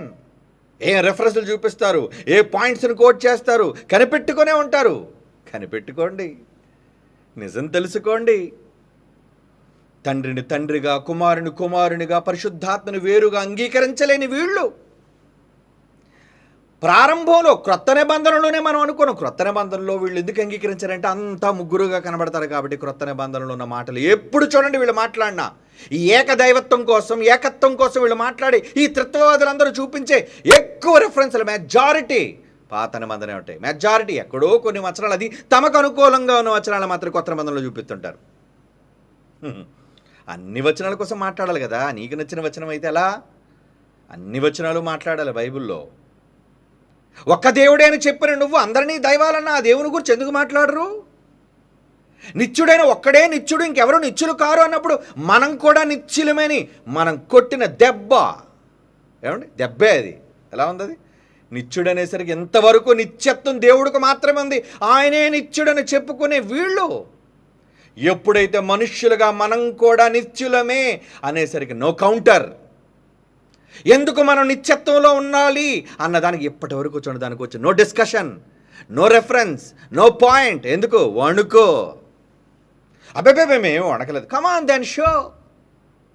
చూపించు బైబిల్ నుంచి. మాట్లాడండి. మాట్లాడలేరు. ఏమండి? ఇక్కడ కూడా అండి, మనలో ఒక్కని వంటి ఆడాడంటే దేవుళ్ళలో ఆదాము ఒక్కడైపోయాడా? Yes, one among us the gods. దేవుళ్ళలో ఒక్కడయ్యాడు ఆదాము. బైబిల్ స్పష్టంగా చెప్తుంది. ఇది దేవుడే ఒప్పుకున్న విషయం. అవునా కాదా చెప్పండి? ఆదాము అంటే మనందరికీ మూల పురుషుడు. మనలో ఒకడయ్యాడు, మనలో ఒకడైపోయాడు. మనలో అంటే మనం దేవుళ్ళలో కలిసిపోయామా? ఎస్. అంటే 82 కీర్తన 1:6 చెప్పింది మనం దైవాలుగా మారాము అంటే ఎస్. మంచి చెడ్డలు ఎరిగిన తర్వాత we are one among the gods. తనతో సమానంగా చేసుకున్నాడండి మనల్ని. ఏమండి? వీళ్ళు ఎంతసేపు ఏమంటారు? పరిశుద్ధాత్మ దేవుని గురించి చెప్పరు కానీ, ఎందుకంటే సమానత్వం అనే పదం ఆయన కోసం లేదు కదండి. ఏదో యేసు ప్రభు కోసం ఒక 2 చోట్ల 3 చోట్ల సమానుడు అనే పదం ఉంది కాబట్టి దేవునితో సమానుడు సమానుడు సమానుడు. పరిశుద్ధాత్మ దేవుని గురించి వాళ్ళు నమ్మినా నమ్మకపోయినా మనం ఒప్పుకుంటామండి. పరిశుద్ధాత్మ దేవుడు కూడా సమానుడే. వాళ్ళు రెఫరెన్స్ చూపించినా చూపించకపోయినా పరిశుద్ధాత్మ దేవుడు తక్కువ చేయాలన్నది కాదు మన భావన. ఆయన కూడా సమానుడే. ఎంత సమానత్వం దేవుడు కల్పించినా హీ స్టిల్ సన్, కొడుకు. తండ్రికి కొడుకు. ఒక తండ్రి ఎప్పుడు తండ్రిగానే ఉంటాడు. ఒక కుమారుడు తండ్రి కంటే తక్కువగానే ఉంటాడు. మీ కుటుంబంలో తండ్రి కొడుకులు ఉన్నారనుకోండి, నాయన తండ్రి గొప్పోడా కుమారుడు పెద్దోడా ఎవరు పెద్దోడయ్యా అంటే సింపుల్గా మీరు అడిగే ప్రశ్న ఏంటో తెలుసండి, ఎవరు తండ్రి అండి? ఈయన తండ్రా? అయితే ఈయనే పెద్దోడండి. అంతే కదండి, ఈయనే పెద్దవాడండి. ట్విన్స్ అన్నారనుకోండి, వీళ్ళిద్దరు అన్నదమ్ములు అన్నారనుకోండి, అన్నదమ్ములు అన్న ఎప్పుడు పెద్దవాడు ఎవరండి ఇందులో? మొదట పుట్టినవాడు ఎవడండి? జ్యేష్ఠుడు అంటారు. మొదట పుట్టినవాళ్ళు ఎవడు? ఓ ఈయన మొదట పుట్టినవాడా? అయితే ఈయన మొదటివాడు, తర్వాత ఈయన తమ్ముడు, చివరకు ఒకే గర్భంలో కవలలుగా ఉన్న ఏమండి పెరుగులాడారు కదా, ఎవరు? యాషావు, యాకోబు. ఏమండి వాళ్ళిద్దరూ ఒకేసారి గర్భంలో ఉన్నారు, కానీ ముందు బయటకు వచ్చినాడు, తాడు కట్టింది చేతికి. ఎవరు వచ్చారు బయటికి? యాషావు వచ్చాడు. ఒకేసారి ఉన్నారు గర్భంలో, కానీ ముందు బయటకు వచ్చాడు కాబట్టి యాషావు అంది. యాషావు జ్యేష్ఠుడిగా అనిపించుకున్నాడు, కానీ జ్యేష్ఠత్వ హక్కు పోగొట్టుకున్నాడు. హక్కుని ఇచ్చేది దేవుడు, కల్పించుకునేది ఆ గొప్పతనం, ఆ పెద్దరికం అనేది కల్పించుకునేది. అలా ఈరోజు మనందరినీ కూడా ఏం చేశారంటే జ్యేష్ఠులుగా చేశాడు. కుటుంబంలో తర్వాత పుట్టామా, మొదట పుట్టామా, చివరి పుట్టామా అనేది కాదు. అక్కడ ఎంతసేపు పాత నిబంధనలో మా వచనాలు చూపించి అక్కడ జ్యేష్ఠుడు ఉంది కదండి, ఈయన కూడా జ్యేష్ఠుడు అని చెప్పింది కదండి, ఎఫ్రాయిము నా జ్యేష్ఠ కుమారుడు అని ఉంది కదండి. అంటే మరి ఎఫ్రాయిము మొదట పుట్టినాడు కాదు కదండి. అయ్యో, జ్యేష్ఠత్వము అనేది దేవుడు ఇచ్చేది, పుట్టుకలో కాదు. జ్యేష్ఠత్వం అనేది సంపాదించుకునేది. మరలాగైతే మనందరి కోసం ఏమన్నా తెలుసా అండి? మనందరి కోసం అద్భుతంగా ఉంటుందండి ఈ మాట. హెబ్రీయులకు రాసిన పత్రిక 12వ అధ్యాయం చూడండి. హెబ్రీ పత్రిక 12వ అధ్యాయం ఎన్నో వచనం? అది 23 వచనం చూడండి. పరలోకమందు వ్రాయబడి ఉన్న, పరలోకమందు వ్రాసారటండి ఎవరి కోసం? మీకోసం, నా కోసం. పరలోకమందు వ్రాయబడి ఉన్న జ్యేష్ఠుల సంఘం, సంఘమే జ్యేష్ఠులటండి. అంటే అందరూ ఫస్ట్ బోర్నేనా? మనం అందరూ మొదటి పుట్టిన వాళ్ళమేనా? అదేంటండి, నేనేమో 20వ శతాబ్దంలో పుట్టాను, ఆయన ఏమో మొదటి శతాబ్దంలో పుట్టారు, ఇంకా ముందు ఏమో క్రీస్తు పూర్వం పుట్టారు. ఆయా కాలాలలో వీళ్ళు పుట్టుకల్లో ముందు వెనక ఉన్న సంఘంగా వచ్చేసరికి మన అందరం కూడా పరలోకంలో ఏమని రాశారట? First born, first born, first born, first born. మనంతా ఎవరం? పరలోకమందు వ్రాయబడి ఉన్న జ్యేష్ఠుల సంఘము. జ్యేష్ఠులు, మనమందరం జ్యేష్ఠులం. క్రీస్తును నమ్మడంతోనే జ్యేష్ఠత్వకు వచ్చిందండి మనకి. మనం కడపటి వాళ్ళమే, చివరిలో పుట్టిన వాళ్ళమే, ఏమండి? కానీ జ్యేష్ఠత్వం, అంతేగాని జ్యేష్ఠుడు అనగానే మొదట పుట్టాడన్న రూల్ కాదు అక్కడ. మనుష్యులుగా, ఏమండి, మొదట వచ్చినవాడు. మరి యేసు క్రీస్తు వారిని గురించి ఏమన్నాడు? అనేక సహోదరులు, ఆయన మాత్రమే జ్యేష్ఠుడు. ఎందుకంటే మొదట ఆయన కదా వచ్చాడు. ఆదాము లేనప్పుడు, మనం ఎవ్వరూ లేనప్పుడు తండ్రి నుంచి బయటికి వచ్చిన తొలి పుత్రుడు, తొలి సంతానం. నేడు నేను నిన్ను కన్నాను. వెళదాంలేండి, ఆ మాటలన్నీ ఉన్నాయి కదా, వెళదాం. పాత నిబంధనలో వీళ్ళు ఎలాంటి యథార్థాలను అపార్థాలు చేశారు. ఏమిటి ఇంత స్పష్టంగా మనలో ఆదాము ఒకడయ్యాడు అంటే మనుషులను దేవుడితో పాటు మనము అని ముగ్గురు చెప్పుకుంటున్నాడు. అక్కడ ఆదామును కూడా తనలో కలుపుకుంటున్నాడు. దైవాలుగా వాళ్ళని కలుపుకుంటున్నాడు. ఇది యథార్థమే కదా, బైబిల్లోని యథార్థమే కదా. కానీ దాన్ని వీళ్ళు అపార్థం చేస్తారు.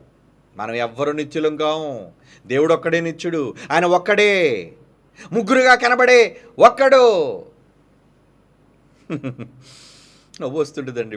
వీళ్ళు పిచ్చితనాన్ని నమ్మేవాళ్ళు మళ్ళీ పెద్ద పెద్ద చదువులు చదివాం అనుకుంటారు, విదేశాలు తిరిగామని చెప్పుకుంటారు, ఏమంటే గ్రంథాలు చదివాం అనుకుంటారు. ఏం చదివాడు వాళ్ళు? మొహం ఏం చదివారు? చదివేస్తే ఉన్నమత పోయిందంటారండి పెద్దలు. అలా వీళ్ళు చదివి, ఏమండి, ఎక్కువ చదివి అతి విద్య వలన పిచ్చి వెర్రి వచ్చేసింది. ఏంటా వెర్రి? ముగ్గురు స్పష్టంగా బైబిల్లో తొలి పుస్తకం నుంచి కనబడుతున్న ఒక్క దేవుడే, ఒక్క దేవుడే, ఒక్క దేవుడే, తను తాను ఆయా కాలాల్లో ముగ్గురుగా ప్రత్యక్షపరుచుకున్న ఒక్క దైవం. 1 into 1 into 1. నీ మొహం 1 into 1 into 1. ముగ్గురు నిలబెట్టి 1 into 1 into 1 అని అంటే ఏంటి? ఎవరైనా ఏం చెప్తారు? ఇదిగోండి 1 into 1 into 1. ఎంత దీని రిజల్ట్? ఏమండి, తండ్రిలోంచి కొడుకు వచ్చాడు 1, కుమారుల్లోంచి మనవడు వచ్చాడు 1. 1 into 1 into 1. ఎవడని చిన్నపిల్లని అడిగిన చూసి ఏం చెప్తాడు? ఎంతమంది ఉన్నారా ఇక్కడ? ముగ్గురండి అంటాడు. ఒక్కడే అన్నాడు అనుకోండి, అప్పుడు వీడి కళ్ళకి ఏముందన్నమాట? అది చెత్తవారమా నీ కళ్ళకి? జబ్బు ఏమైనా ఉందరా నీ కళ్ళకి? అలాంటి గుడ్డి సమాజం, త్రిత్వాన్ని నమ్మే గుడ్డి సంబంధం బొగ్గుమనిపోతుంటుంది ఇప్పుడు అందరికీ. చాలామందికి ఏంటిరా ఈ విషయాలన్నీ. తప్పదు సోదరులారా. ఆ రోజు యూదుల వాదాన్ని యేసుక్రీస్తు వారు ఎలాగైతే బహిరంగంగా పౌలు గారు ఖండించారో తప్పదు ఈ రోజున. ఎందుకంటే అసత్యాన్ని నమ్మి చచ్చిపోకూడదు, నరకానికి పోతున్నారు చాలామంది. కనీసం వాళ్ళు ఎవరికి పుట్టారో, బైబిల్లో వాళ్ళ చరిత్ర ఏంటో తెలియకపోతే ఎలా? అది కూడా తెలుసుకోకుండా ఈ త్రిత్వవాదులు అనే వాళ్ళకి గుడ్డితనం కలుగజేసి వాళ్ళు నమ్మిన ఆ మోసలోనికి తీసుకొని రావడానికి ప్రయత్నిస్తుంటారు ఎంతసేపు. ఓకే, ఇంకో మాట చదువుదాం. ఆదికాండం 11:7 గనుక మనము దిగిపోయి వారిలో ఒకరి మాట ఒకరికి తెలియకుండా మనం అంటున్నాడు చూడండి. యెషయా గ్రంథం 61:1 యెషయా గ్రంథం 61:1 ప్రభువుకు యెహోవా ఆత్మ నా మీదకి వచ్చి ఉంది. యేసుప్రభు వారు అన్నాడు చూడండి, ప్రభువుకు యెహోవా ఆత్మ వచ్చింది నా మీదకి, దీనులకు సువార్తమానము ప్రకటించుటకు యెహోవా నన్ను అభిషేకించెను. ముగ్గురు కనబడుతున్నారు చూడండి. ప్రభువుకు యెహోవా ఆత్మ నా మీదకి వచ్చింది, దీనులకు సువార్తమానము ప్రకటించుటకు యెహోవా నన్ను అభిషేకించెను. యెహోవా కనబడుతున్నారు, యేసుప్రభు వారు కనబడుతున్నారు. ప్రభువుకు ఆత్మ, యెహోవా ఆత్మ, పరిశుద్ధాత్మ. ఏమండి చెబుతున్నాడు యెషయా 61:1 అండి. యెషయా గ్రంథం మరొక మాట 48:16 యెషయా గ్రంథం 48:16 ఆది నుండి నేను రహస్యముగా మాట్లాడినవాను కాను, అది పుట్టిన కాలం మొదలుకొని నేను అక్కడనున్నవాడను. ఎక్కడున్నాడు? ఆది అంటే టైం ప్రారంభం నుంచి యేసు ప్రభు వారు అక్కడ ఉన్నవాడను. ఏమండి, అది పుట్టిన కాలం మొదలుకొని నేను అక్కడ ఉన్నవాడను. ఇప్పుడు ప్రభువుకు యెహోవాయు, ప్రభు లార్డ్, ప్రభు తండ్రి యెహోవాయు, ఆయన ఆత్మయు నన్ను పంపెను. ప్రభువుకు యెహోవా కనబడుతున్నాడు, ఆయన ఆత్మ కనబడుతుంది. వీళ్ళిద్దరూ కలిసి నన్ను పంపారు. పాత నిబంధనలో ఉన్న మాటలేవి, కానీ ఇంతకన్నా స్పష్టంగా క్రొత్త నిబంధనలు ఇచ్చారండి. కానీ వీళ్ళు కొత్త నిబంధన జోలికి వెళ్ళరు కదా. ఎందుకంటే పాత నిబంధన ఎంతసేపు ఎక్కడే పట్టుకొని మిమ్మల్ని కన్ఫ్యూజ్ చేసేయాలి, ముగ్గురు ఒకటని చెప్పేయాలి. ఎలాగా క్రొత్త నిబంధనలో ఆత్మ, నీళ్లు, రక్తం అంటే తండ్రి, కుమార, పరిశుద్ధాత్మను చెప్పించేశారు. ఎంత దొంగలండి వీళ్ళు. ఏమండి, ట్రినిటేరియన్స్, త్రిత్వవాదులు. అదేలండి వీళ్ళ పితామహులు, ఆ దొంగ పితామహులు ఉన్నారు. ఎవరు? ఎరాస్మస్ వాళ్ళని బయటికి తీసుకొచ్చారో దొంగలరా మీరు, చొప్పించేశారు, బైబిల్లో మాట మార్చేశారు మీరు. త్రిత్వ సిద్ధాంతం అనేది పెద్ద స్కామ్, బైబిల్లో లేనిది మీరు చొప్పించేశారు ఆ మాట. అందుకే చూడండి, ఆ కుంభకోణం కోసం వీళ్ళు మాట్లాడు, స్కామ్ కోసం చూడండి ఎవడు నోరెత్తాడు. ఈరోజు మనం బయటికి తీసుకొచ్చాము బయటికి. అందుకే ప్రజలారా, పిల్లలారా, సత్యాన్ని తెలుసుకున్న సత్యవాదులారా, ఈ జరిగిన ఈ కుంభకోణాన్ని ప్రజల మధ్యకి విరివిగా తీసుకెళ్ళాలి మీరు. ఎందుకంటే దానికి ప్రత్యక్ష సాక్ష్యం వాళ్ళ దగ్గర ఉన్న గూగుల్. ఏమండి, చరిత్ర దాన్ని ఎవడో చెరపలేడు కదా. ఎరాస్మస్ అనే వ్యక్తి ఏం చెప్పాడో అది నిజం. అతడు బైబిల్ను తర్జుమా చేయటంలో ప్రారంభ ప్రాచీన ప్రతులు ఆయన దగ్గర ఉండేవి. ఆయన చెప్పిన మాట నమ్మకపోతే ఎలా? అందులో పోనీ ఆయన చెప్పినా పోనీ దాన్ని పక్కన పెట్టండి. బైబిల్లో ప్రత్యక్షంగా ఆ రోజు మీకు చూపించిన స్కామ్లు ఏంటంటే, ఇది కూడా 1 యోహాను పత్రికలో ఇక్కడ ఎలా ఉంది, ముగ్గురు ఆత్మ, నీళ్లు, రక్తం అని ఉంటే వీళ్ళు తండ్రి, కుమార, పరిశుద్ధాత్మ ఏకీభవించి ఉన్నారు అని చొప్పించేశారు. ఎంత కళ్ళకు కట్టినట్లుగా స్పష్టంగా కనబడిపోతుంది వాళ్ళ ఏకత్వ సిద్ధాంతం, త్రియేక దేవుని సిద్ధాంతం. అందుకే చూడండి, త్రియేక దేవుడిని ఎవరు మాట్లాడినా వాళ్ళకి బైబిల్ తెలియదని అర్థం, అవగాహన చేసుకోలేదని అర్థం. ముగ్గురు దేవుళ్ళు ఒకటై ఉండడం ఏంటి? బైబిల్లో స్పష్టంగా మొదటి నుంచి ముగ్గురు దేవుళ్ళు ముగ్గురుగా ఉన్నారని బైబిల్ ఘోషిస్తుంది. మేము ముగ్గురు వేరుగా ఉన్నామని బైబిల్ చెబుతున్నారు. పాత నిబంధన, క్రొత్త నిబంధన అర్థం కావటం లేదు. అది ఇప్పుడు మనం చదువుకొని ఏమని, యెషయా 48:16 నేను రహస్యంగా మాట్లాడినవాను కానిది పుట్టిన కాలం మొదలుకొని అక్కడ ఉన్నవాడును, ప్రభువుకు యెహోవా ఆయన ఆత్మయు నన్ను పంపెను. యెషయా గ్రంథం 53:2 చూడండి. యెషయా గ్రంథం 53:2 లేత మొక్క వలను ఎండిన భూమిలో మొలిచిన మొక్క వలను అతడు ఆయన ఎదుట పెరిగెను. యేసుప్రభు కోసం చెప్తున్నాడండి. దేవుని ఎదుట యేసుప్రభు పెరిగెను. ఏమంటున్నాడు? పెరిగాడా? ఎస్, మన కళ్ళ ముందు మన పిల్లలు పుట్టి పెరుగుతారు. నా కళ్ళ ముందు పుట్టి పెరిగావురా అంటాడు. ఎవరంటారు? ఒక తండ్రి తన కుమారుని గూర్చి అనే మాట ఇక్కడ పరిశుద్ధాత్మ దేవుడు ఏమైనా ప్రవక్త ద్వారా రాయిస్తున్నాడు? లేత మొక్క వలను, ఎండిన భూమిలో మొలిచిన మొక్క వలను అతడు అంటే ప్రభు ఆయన ఎదుట, తండ్రి అయిన దేవుని ఎదుట ఏమండి పెరిగెను. నా కళ్ళ ముందు ఎదిగావు నాయన, నా కుమారుడు అయ్యా నువ్వు. అంటే స్పష్టత లేదా? ఈ మాటలో అర్థం లేదా? అంటే అక్షరాలను కూడా ఆలోచించలేరా వీళ్ళు? No no. యెషయాగ్రంథం 11:1-3, యెషయాగ్రంథం 11వ అధ్యాయం. ఏమిటి పాత నిబంధన, వాళ్ళు చెప్పుకుంటున్న పాత నిబంధనలోని ఎన్ని ఉన్నాయండి ముగ్గురు కోసం? అంటే వీళ్ళు ముగ్గురిని ముగ్గురుగా కాకుండా ఒక్కటిగా చూపించి ఒక అబద్ధాన్ని మనందరి చేత నమ్మించే ప్రయత్నం చేస్తున్నారు. ఏమండి, తండ్రిని మనం తెలుసుకోవాలనుకుంటాం కదండి. మన తల్లి ఎవరో, మన తండ్రి ఎవరో, తండ్రికి తండ్రి ఎవరో, మన కన్న తల్లికి ఏమండి తల్లిదండ్రులు ఎవరో మనం తెలుసుకోవాలనుకుంటే స్పష్టత కావాలా వద్దా చెప్పండి? తెలుసుకోవాలి.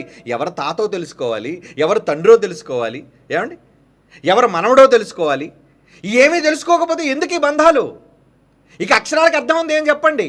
మనుష్యులు అంటే చాలు కదా. మనుష్యులు, ఇక బంధాలు లేవా మనకి? బంధాలు మనుష్యులకు ఉన్నాయా లేదా? జంతువులు లేవండి, అవి పశుప్రాయులయ్యి, పశువులు అన్నారు దాన్ని. పశువులకే బంధాలు ఉండవు.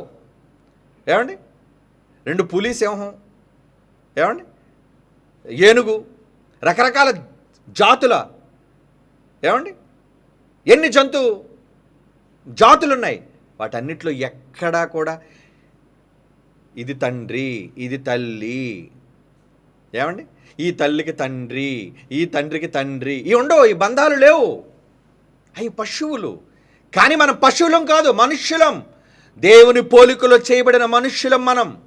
భూమి మీద మనుష్యులం. ఈ శరీరం విడిగిపోతే, పగిలిపోతే వీఆర్ గాడ్స్. అందుకే కదా దేవుడు తన పక్కన కూర్చోబెట్టుకుని అంటున్నాడు. ఏమండి, మనం దేవుళ్ళం కాకపోతే, మనం ఆయనతో సమానులం దేవుడు చేసుకోకపోతే ఇక్కడ మనం తక్కువ వాళ్ళు వెళ్ళండి, శరీరంలో ఉన్నాం కదా. ఏమండి, క్రీస్తు వారు జయించి తండ్రితో పాటు సింహాసనం ముందు కూర్చుండి ఉన్న ప్రకారము మనల్ని కూడా ఎక్కడ కూర్చోబెడతానన్నాడు? నా సింహాసనం ముందు. అంటే యేసుప్రభు వారు వెళ్ళి తండ్రి పక్కన కూర్చుంటారా? ఒక్క దేవుడే కదా, ఒక్క దేవుడే కదా. మళ్ళీ ఈయన పక్కన కూర్చోవడం ఏంటి? కుడి పార్శ్వాన్ని కూర్చోవడం ఏంటి? ఇద్దరా? ఎస్, ఇద్దరు. ఒక తండ్రితో పాటు కొడుకుని సమానంగా నాన్న కుడి పక్కన కూర్చో అని తండ్రి కూర్చోబెట్టుకుంటే, ముగింపులో మనల్ని కూడా తీసుకువెళ్ళి ఏమన్నాడు? ప్రకటన గ్రంథంలో అంటాడండి, 3వ అధ్యాయం 21వ వచనం. ప్రకటన గ్రంథం 3వ అధ్యాయం 21. నేను జయించి నా తండ్రి అంటున్నాడు చూడు. నా తండ్రితో పాటు నేను జయించిన తర్వాత ఆయన ఏమవుతున్నాడు? తండ్రి. ఆయన సింహాసనం ముందు నేను కూర్చుండి ఉన్న ప్రకారం కూర్చోబెట్టుకున్నాను నా తండ్రి. ఏమంటే పోను ముగ్గురు మాత్రమే దేవుళ్ళు వీళ్ళు అనుకుందాం. మనం ఎవ్వరం దేవుళ్ళం కాదు. తండ్రి, కుమారుడు, పరిశుద్ధాత్మ మాత్రమే ముగ్గురు దైవాలు. ఈ ముగ్గురు దైవాలు ఒకటి కాదులేండి, ముగ్గురు వేరువేరుగా ఉన్నారు. ముగ్గురు సింహాసనాల మీద కూర్చున్నారు. మరి మనల్ని తీసుకెళ్ళి ఎక్కడ కూర్చోబెట్టాలి? ఏమండి, వాళ్ళు దైవాలు కాబట్టి వాళ్ళు దేవుని సింహాసనాల మీద కూర్చోవాలి, మనం కాదు కదా. కానీ మన కోసం ఏమంటున్నాడు చూడండి ఇక్కడ, నేను జయించి నా తండ్రితో కూడా ఆయన సింహాసనం ముందు నేను కూర్చుండి ఉన్న ప్రకారము, తండ్రితో కూడా, తండ్రి లేడని కాదు, తండ్రి ఉంటుండగానే పక్కన వెళ్ళి కూర్చుంటా నేను, తండ్రితో కూడా ఆయన సింహాసనం ముందు కూర్చుండి ఉన్న ప్రకారము మీరు జయిస్తే, ఈ లోకాన్ని గెలిస్తే, అపవాది మీద విజయాన్ని సాధిస్తే నాతో కూడా నా సింహాసనం మీదే కూర్చోబెడతానంటే మా తండ్రి సీట్లోనే నేను కూర్చున్నాను, మిమ్మల్ని ఎక్కడ కూర్చోబెడతాను? నా సీట్లో. అంటే ఈయన ఏ సీట్లో కూర్చున్నాడు? ఉన్నది ఒకటే సీట్ అక్కడ, ఒకే సింహాసనం. ఒకే సింహాసనం మీద తండ్రి కూర్చున్నాడు. ఆ తండ్రి కూర్చున్న సింహాసనం మీద కొడుకులు కూర్చుంటే మనం గెలిస్తే మనల్ని కూడా అదే సింహాసనం మీద కూర్చోబెట్టుకుంటా అన్నాడు చూడండి. మనల్ని ఇప్పుడు సమానులుగా చేయటం ఆయనకి ఇష్టం లేదా? అందుకే దైవాలు అన్నాడండి. అందుకే మనల్ని దైవం గనుక, నాయన నేను ఒక్కడనే దైవం కాదర్రా, నా గర్భాన పుట్టిన మీరు కూడా గాడ్స్, దైవములు. కాకపోతే నేను మీ అందరి దైవాలను కన్నా తండ్రి, ఆ పేరు ఆయనే చెప్పుకున్నాడు. ఆ బంధాన్ని తెలుగు బైబిల్ ఎందుకు రాయించాడు? పాత నిబంధనలు కూడా రాయించాడులేండి. దేవుడు తను తాను అలా ప్రత్యక్షపరుచుకున్నాడు, ఎలా ప్రత్యక్షపరుచుకున్నాడు, పరిశుద్ధాత్మగా చూపించుకున్నాడు, యేసుప్రభుగా చూపించుకున్నాడు అని చెప్పి చెత్త మాటలు తండ్రిగా కనపరుచుకున్నాడని ఎందుకు చెప్పరు? ఏం తండ్రే ఎందుకు కనబడింది? ఎందుకంటే తండ్రి తప్ప వేరే బంధం లేదా? ఏమండి, పోనీ యేసుప్రభు దేవునితో సమానుడైతే నా తోడి సహదాసుడు అని చెప్పాలి, లేదా నా తోడి దైవం అని చెప్పాలి, కొడుకు అని ఎందుకు పిలుస్తున్నాడు ఆయన్ని?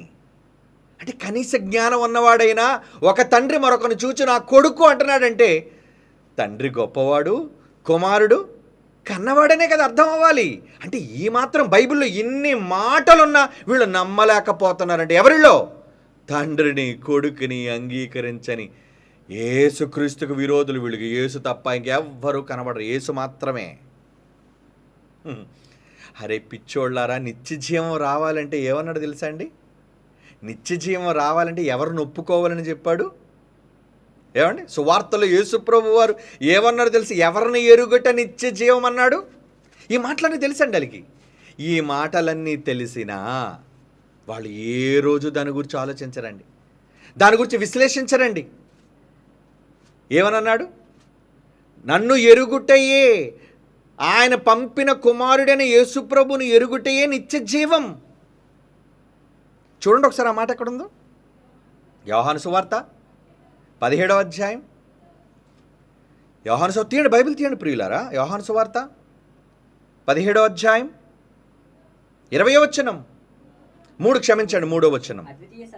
అద్వితీయ సత్యదేవుడవైన నిన్ను, మై లార్డ్, నువ్వు పెద్దవాడివి, అద్వితీయ సత్యదేవుడైన నిన్నును నీవు పంపావు. ఒకరు నువ్వు రాలేదు, నువ్వు పంపావు నీ దగ్గర నుంచి.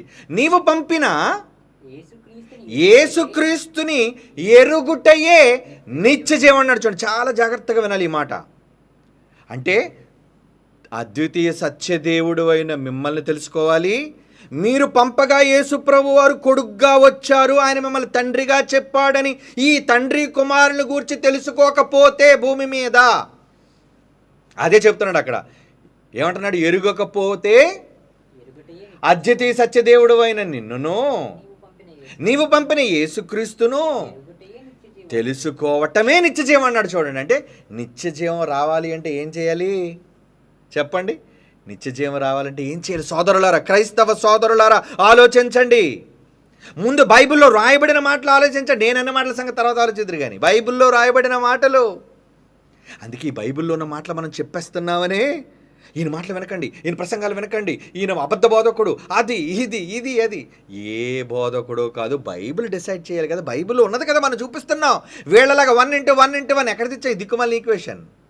ఏమండి ముగ్గురుగా కనిపించే ఏకదైవం ఎక్కడ చెప్పాం? ఇవన్నీ బేస్లెస్, లేవు బైబిల్లో. ఏమండి తండ్రి కుమార పరిశుద్ధాత్మ వేరుగా ఉన్నారు అంటే నీళ్లు రక్తము ఆత్మ ఏకమై ఉన్నారు. తప్పుడుగా వీళ్ళు చేస్తారు అలాంటివన్నీ, మనం చెయ్యి. మనకేం అవసరం అండి? ట్రూత్, ఫ్యాక్ట్ మాట్లాడుతున్నాం, బైబిల్లో ఉన్న వాస్తవాలను చెబుతున్నాం మనం.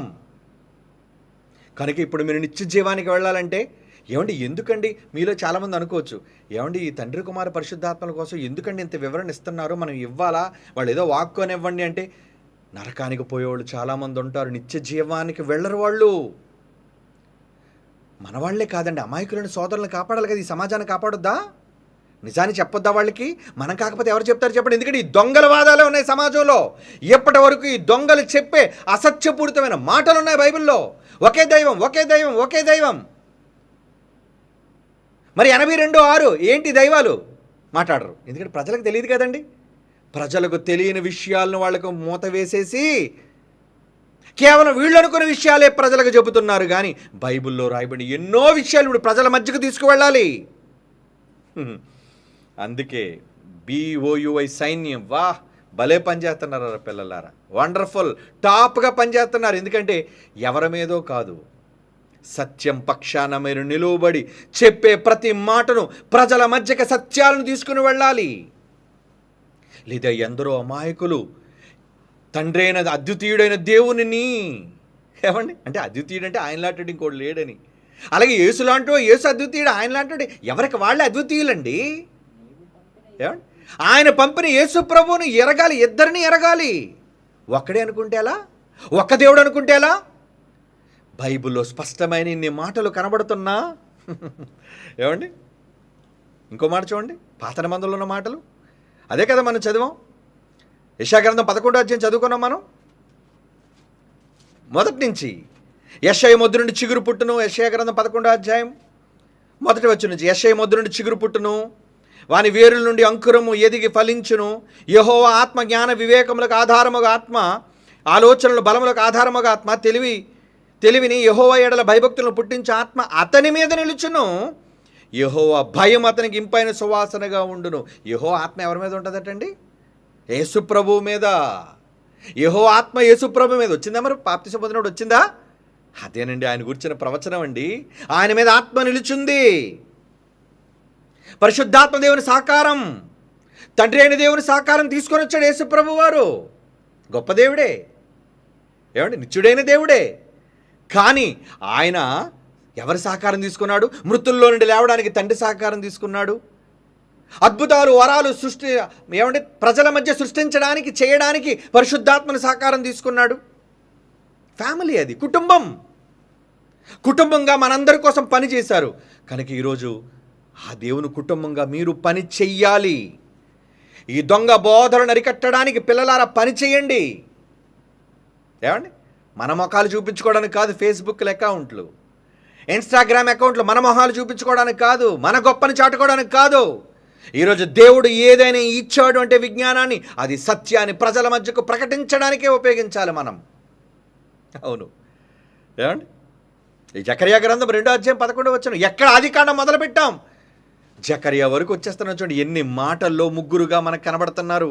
జకర్యా గ్రంథం 2:11 ఆ దినమున అన్ని జనులు అనేకులు యెహోవాను హత్తుకొని నాకు జనులగుదురు, నేను మీ మధ్య నివాసము చేతును, అప్పుడు యెహోవా నన్ను మీ యొద్దకు పంపి ఉన్నాడని మీరు తెలుసుకుందరు. యెహోవా నన్ను మీ యొద్దకు పంపాడు, నన్ను పంపాడు యెహోవా, నన్ను పంపాడు మీ దగ్గరికి. నేను వేరు, పంపబడిన వాడును, యెహోవా నన్ను పంపినవాడు.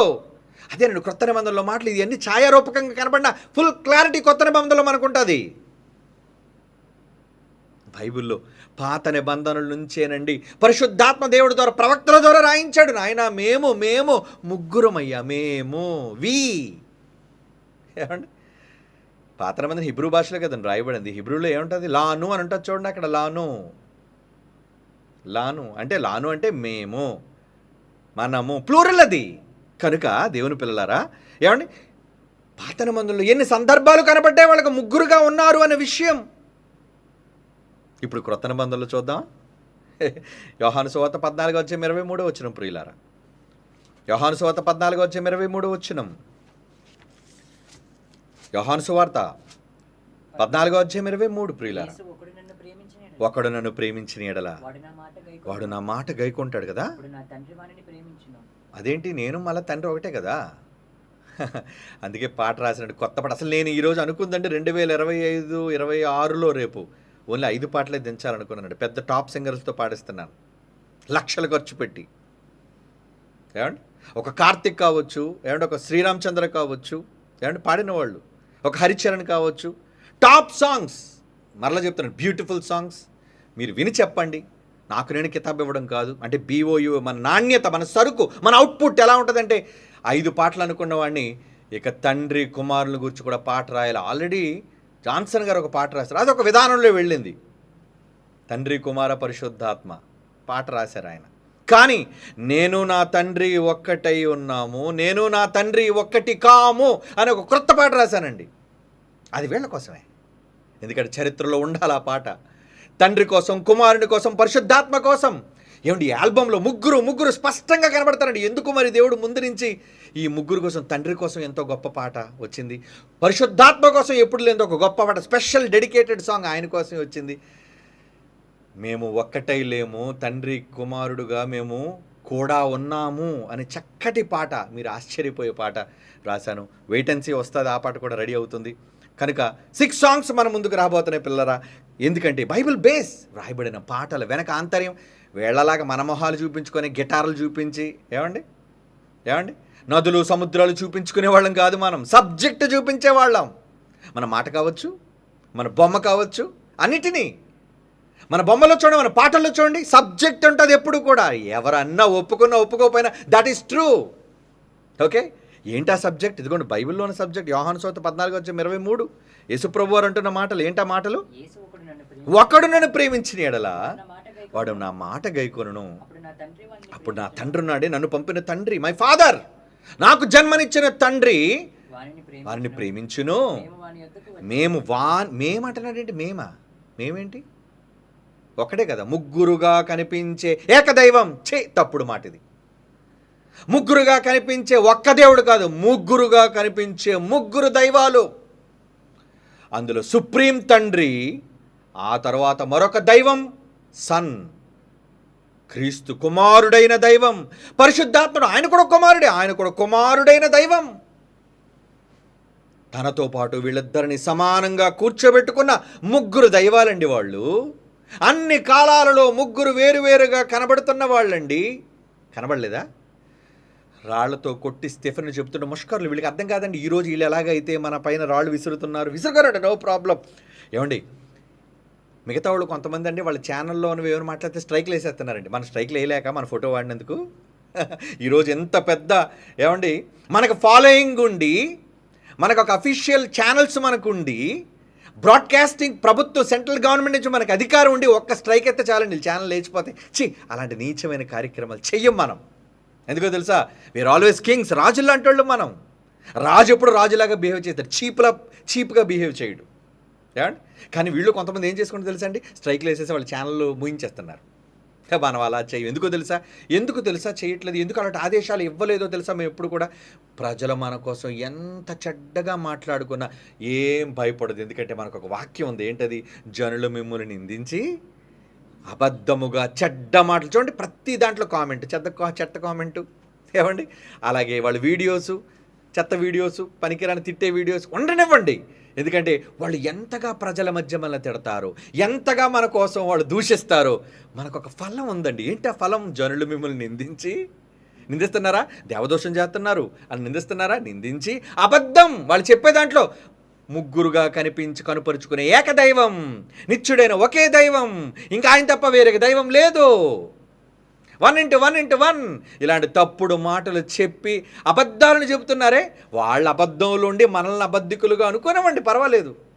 ఏమండి? అలా అనుకుంటున్నా దేవుడు మనకి ఇచ్చిన అభయం ఏంటంటే, జనులు అబద్ధముగా చెడ్డ మాటలెల్లా పలికినప్పుడు నాయన మీరు సంతోషించండి, ధన్యులు, వీఆర్ బ్లెస్డ్.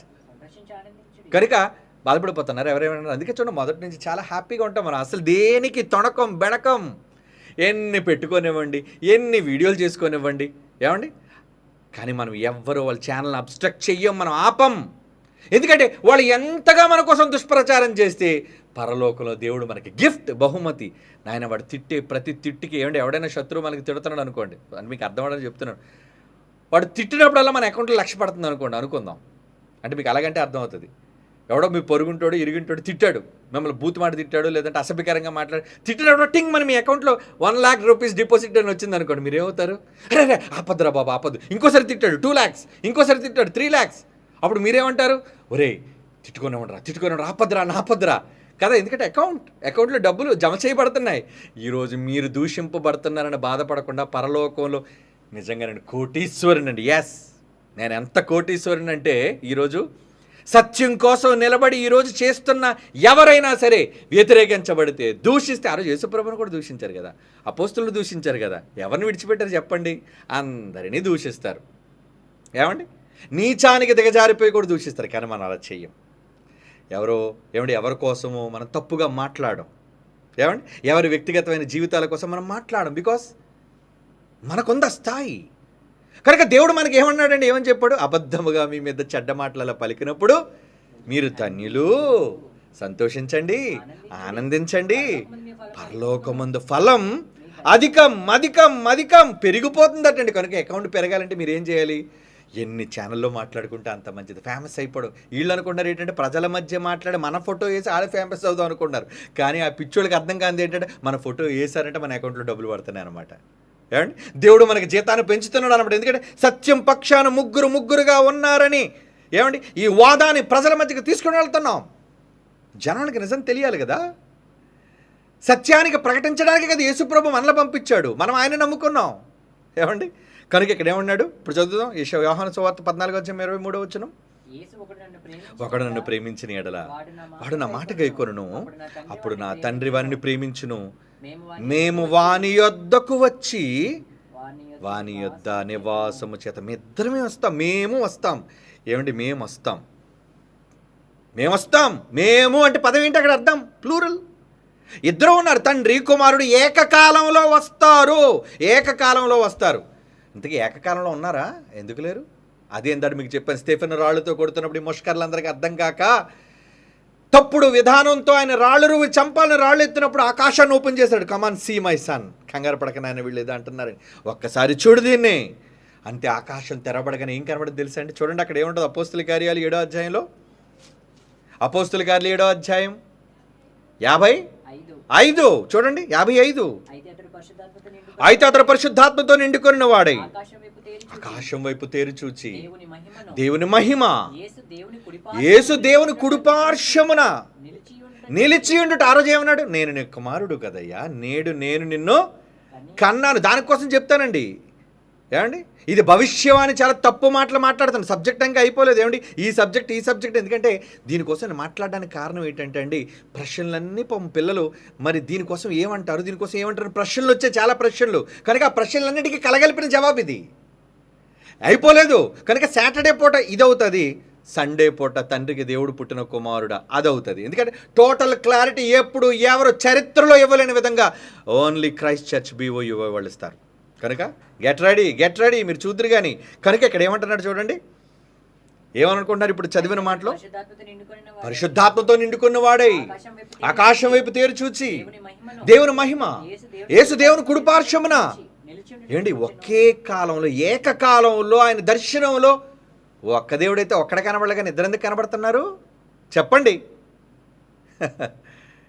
దేవుని కుడిపార్శ్వాన్ని ఎందుకున్నాడు యేసుప్రభు? అన్నాడు ఆయన, నాయన నువ్వు నా కుడిపార్శ్వాన్ని కూర్చో, నీ శత్రువులు పాదపీఠముగా చేసినంతవరకు నా కుడి పక్కన ఉండు. Come on to my right side, నా కుడి పక్క వచ్చేయి, నా దక్షిణం వైపు వచ్చేయి చెప్తున్నాడు ఆయన. ఎంత బాగుందండి బైబిల్. ఎక్కడ చూడండి మనం చూపించే ప్రతి మాట బైబిల్లో సత్యం. వీళ్ళు చెప్పే మాటలకు బైబిల్లో ఆధారాలు ఉండవండి. ముగ్గురుగా ఏకకాలంలో కనిపించే ఏకదైవం ఎక్కడుంది బైబిల్లో? దానికి బేస్ ఏమండి? తాను ప్రత్యక్షపరుచుకున్నాడు ముగ్గురుగా, ఎక్కడుంది దానికి బైబిల్లో బేస్?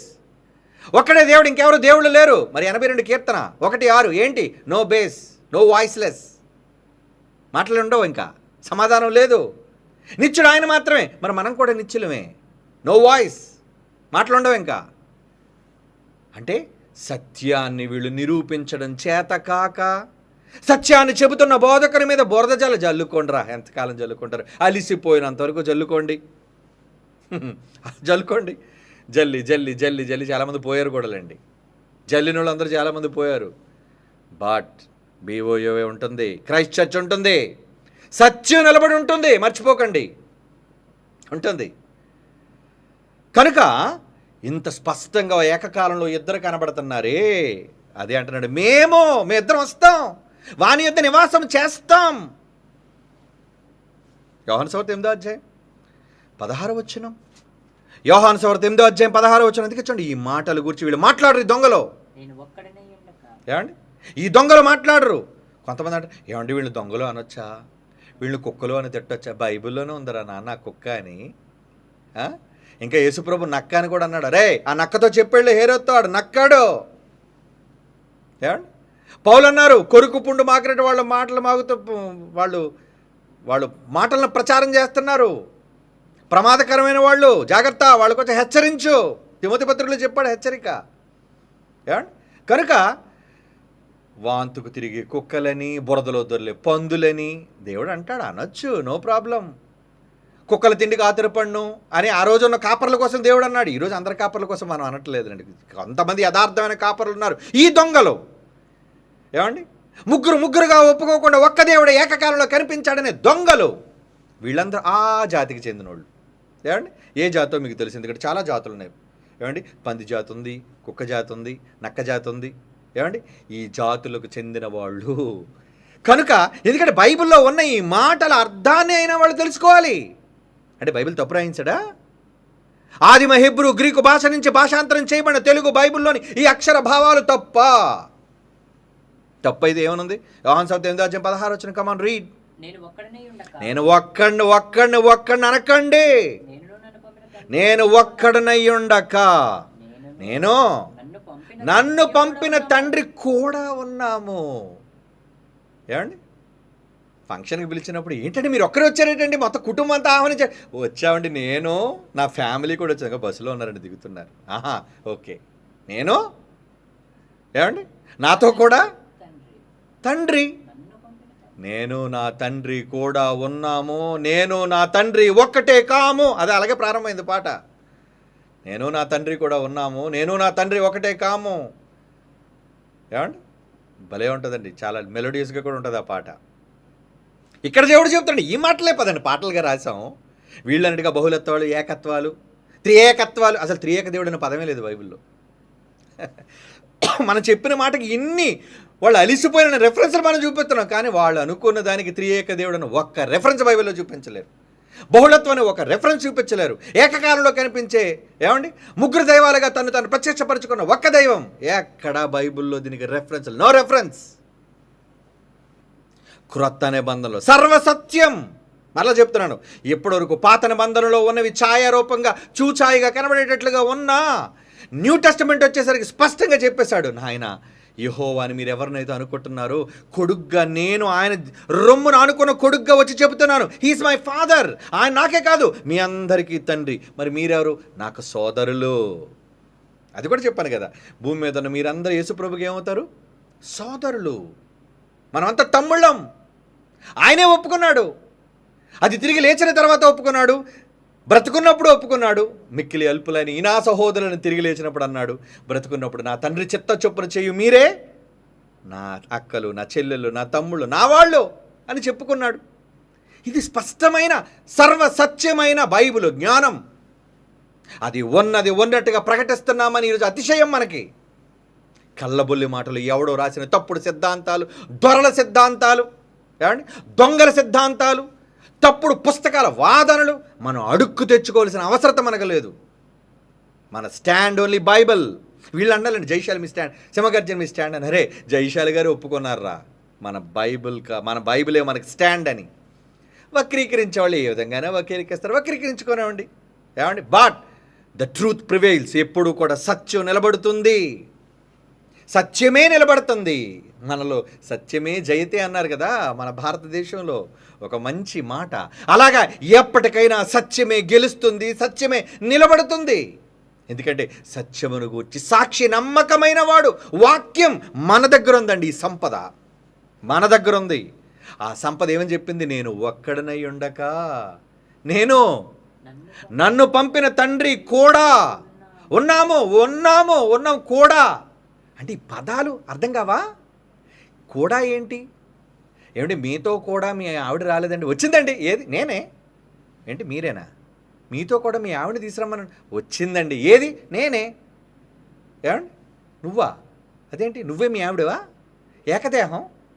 మరి ఎవరితో సంసారం చేసావు? నాతో నేనే సంసారం చేసుకున్నాను. చీర ఎవరికి కట్టావు? నేనే కట్టుకున్నాను. ప్యాంట్ ఎవరేసి? నేనే వేసుకున్నాను. పిచ్చా నీకేమైనా? ఈ ఏకత్వం చెప్పుకునే ఈ దొంగలందరూ వాళ్ళ విధానం చూసారు ఎంత కామెడీగా ఉంది. మీరు అందరూ నవ్వుకున్నారు అవునా అని. అంత ఫన్నీ పీపుల్, జోకర్స్ అండి వీళ్ళంతా కూడా బైబిల్ తెలియని అజ్ఞానులు. ఏకదేహం అంటే అది కూడా చెప్పాను కదా లాస్ట్ టైం. వివాహం వల్ల ఇద్దరుగా కనబడుతున్న వాళ్ళు ఇద్దరు ఏకదేహమైన, ఇద్దరు ఏకదేహంలో అంటే ఇద్దరు ఉన్నారు. ఒకటి భర్త, భార్య, సెపరేట్, ఏక శరీరమే. కానీ ఏకత్వంలో కూడా ఏముంది?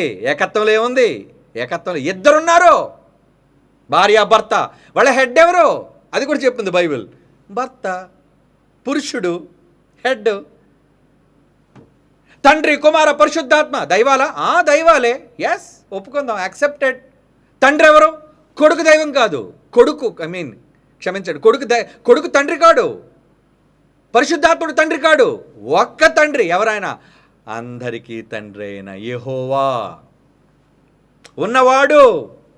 మరి ఆయన మాత్రం నిత్యుడా? లేదు. కుమారుడు ఆయన నిత్యుడే, పరిశుద్ధాత్ముడు కొడుగ్గా ఆయన నిత్యుడే. మరి మనందరం కూడా నిత్యులమే. మరి దేవుడు ఒక్కడేనా? ఒక్కడే. ఆయన తండ్రి అయిన దేవుడు. మిగతా వాళ్ళు దైవాలు కారా? దైవాలే, కుమారులైన దైవాలు. మరి మనమంతరం ఎవరు? మనం కూడా దైవాలమే. అందుకే సింహాసనం మీద కూర్చొని పెట్టుకుంటాను అన్నాడు. ఎన్ని మాటలండి! మనం అనుకున్నది, ఆలోచించింది బైబిల్‌లో మనకు దేవుడు రాయించిన దానికి ఎన్ని బేసెస్ ఆధారాలు ఇచ్చాడు. ఇన్ని ఆధారాలున్న ఈ సమాజం నమ్మకపోతుందంటే ఎంత అంధత్వంలో ఉన్నారు. వాళ్ళకి పారంపర్యాచారాలు ముఖ్యం. మా తాత ముత్తాతల నుంచి ఇలాగే నమ్ముతున్నారండి. త్రియేక దేవుడు అనే పదాన్ని వాడుతున్నారండి. త్రిత్వ సిద్ధాంతాన్ని నమ్ముతున్నారండి. వద్దర్రా. బైబిల్ ఏ సిద్ధాంతం కన్నా బైబిల్ ముఖ్యం. బైబిల్ సిద్ధాంతం గొప్పది. బైబిల్లో రాయబడిన మాటలు గొప్పది. నేను నన్ను పంపిన తండ్రి కూడా ఉన్నాము.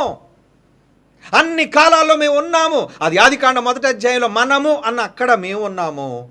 ముగింపులో కూడా మేము ఉంటాము. నేను నా తండ్రి యొద్దకు వెళ్ళి ఆయన సింహాసనం మీద కూర్చుంటాను కుడిపక్క. మిమ్మల్ని కూడా కూర్చోబెడతాను. నా తండ్రికి నేను లోబడిపోతాను. ఎంత అర్థం! ఈ మాటలు ఎక్కడైనా బైబిల్కి భిన్నమైన మాట మనం చూపించామా? బైబిల్లో లేని మాట ఊహాగానంతో మనం చెప్పామా? లేదే. మనం పలికే ప్రతి మాటకి రెఫరెన్స్ రెఫరెన్స్ రెఫరెన్స్. ఎన్ని రెఫరెన్స్లు చూపిస్తారండి బైబిల్లో. ఎవడండి చూపించగలడు? That is the power of truth and that is the power of BOUI. ఎప్పటికైనా తెలుసుకుంటారు. Don't worry. దాని గొప్పతనం ఏంటో, సత్యం యొక్క గొప్పతనం ఏంటో విందురు కానీ. అదే మన టాపిక్. పాత నిబంధనలోని యథార్థాలు, త్రిత్వవాదుల అపార్థాలు ఎలా చేస్తున్నారు ఏంటి? కొంచెమే చెప్పానండి. ఇంకా సాటర్డే, మరలా నెక్స్ట్ సాటర్డే ఎలా అపార్థాలు చేస్తున్నారు, ఏ రెఫరెన్స్లు చూపించి వీళ్ళు తప్పుడుగా మలిచేశారో కళ్ళకు కళ్ళి కట్టినట్లుగా మీకు చూపిస్తానండి. అర్రే ఎంత మాయ చేస్తారా మమ్మల్ని ఈ పాత నిబంధనలు ఈ రెఫరెన్స్ చూపించని ఆశ్చర్యపోతారు. So children, get ready for the next episode on Saturday. మళ్ళీ నెక్స్ట్ సండే అంటే శనివారం దంపుడు, ఆదివారం దంపుడు. మనం సత్యాన్ని చెప్పినంత వరకు దంపుడు బాగా దంచి దంచి దంచి దంచి ఏమండి విషయాన్ని అంతా చెప్పేసిన తర్వాత వదిలేద్దాం. ఓకేనా? అంటిల్ దెన్ సత్యానికి కట్టుబడి ఉండండి. Okay, God bless you all. కళ్ళు మూసుకోండి, ప్రార్థన చేసుకుందాం. పరిశుద్ధుడైన తండ్రి దేవా, సత్యం పక్షాన నిలబడడానికి ఇచ్చిన అధికారాన్ని బట్టి మీకు ధన్యవాదాలు తండ్రి. మేము ఎంతటి వాళ్ళం అయినా ఈ తరంలో మీ పక్షాన మాట్లాడడానికి స్వరం ఇచ్చారు మాకు. మీ పక్షాన గళం విప్పమని ఆదేశించారు. అందుకే విప్పుతున్నాం దేవా. అందుకే మీరు యేసు ప్రభు వారి ద్వారా చెప్పినట్లు ఎదురాడు వారి మాటలను ఎదిరించుటకు, కాదనుటకు వీలు కాని వాక్యాన్ని మా నోట ఉంచారు తండ్రి. అందుకు మీకు కృతజ్ఞతలు నాయన. అవును, మేము చెప్పే ఏ మాట కాదనలేని వారు వాస్తవాలను మా ద్వారా ప్రకటిస్తున్నారు. అందుకు మీకు కృతజ్ఞతలు. సత్యాన్లోకి తీసుకుని రండి. అనేక మంది నిత్యాగ్నికి వెళ్ళిపోతున్న ఈ తరుణంలో అగ్నిలో నుండి కొంతమందిని రక్షించగలిగే ఈ మాటలు ప్రజల మధ్యకు తీసుకుని వెళ్ళండి. త్రిత్వవాదుల సిద్ధాంతాన్ని కూకటి వేళ్లతో పెళ్ళగించండి. మీరిచ్చిన మాట సాతానును శీఘ్రముగా మా పాదముల కింద చితుకు త్రొక్కించండి. క్రీస్తు యేసు వారి పరిశుద్ధమైన నామములో ఈ ప్రార్థన వేడుకొనుచున్నాము తండ్రి. ఆమేన్.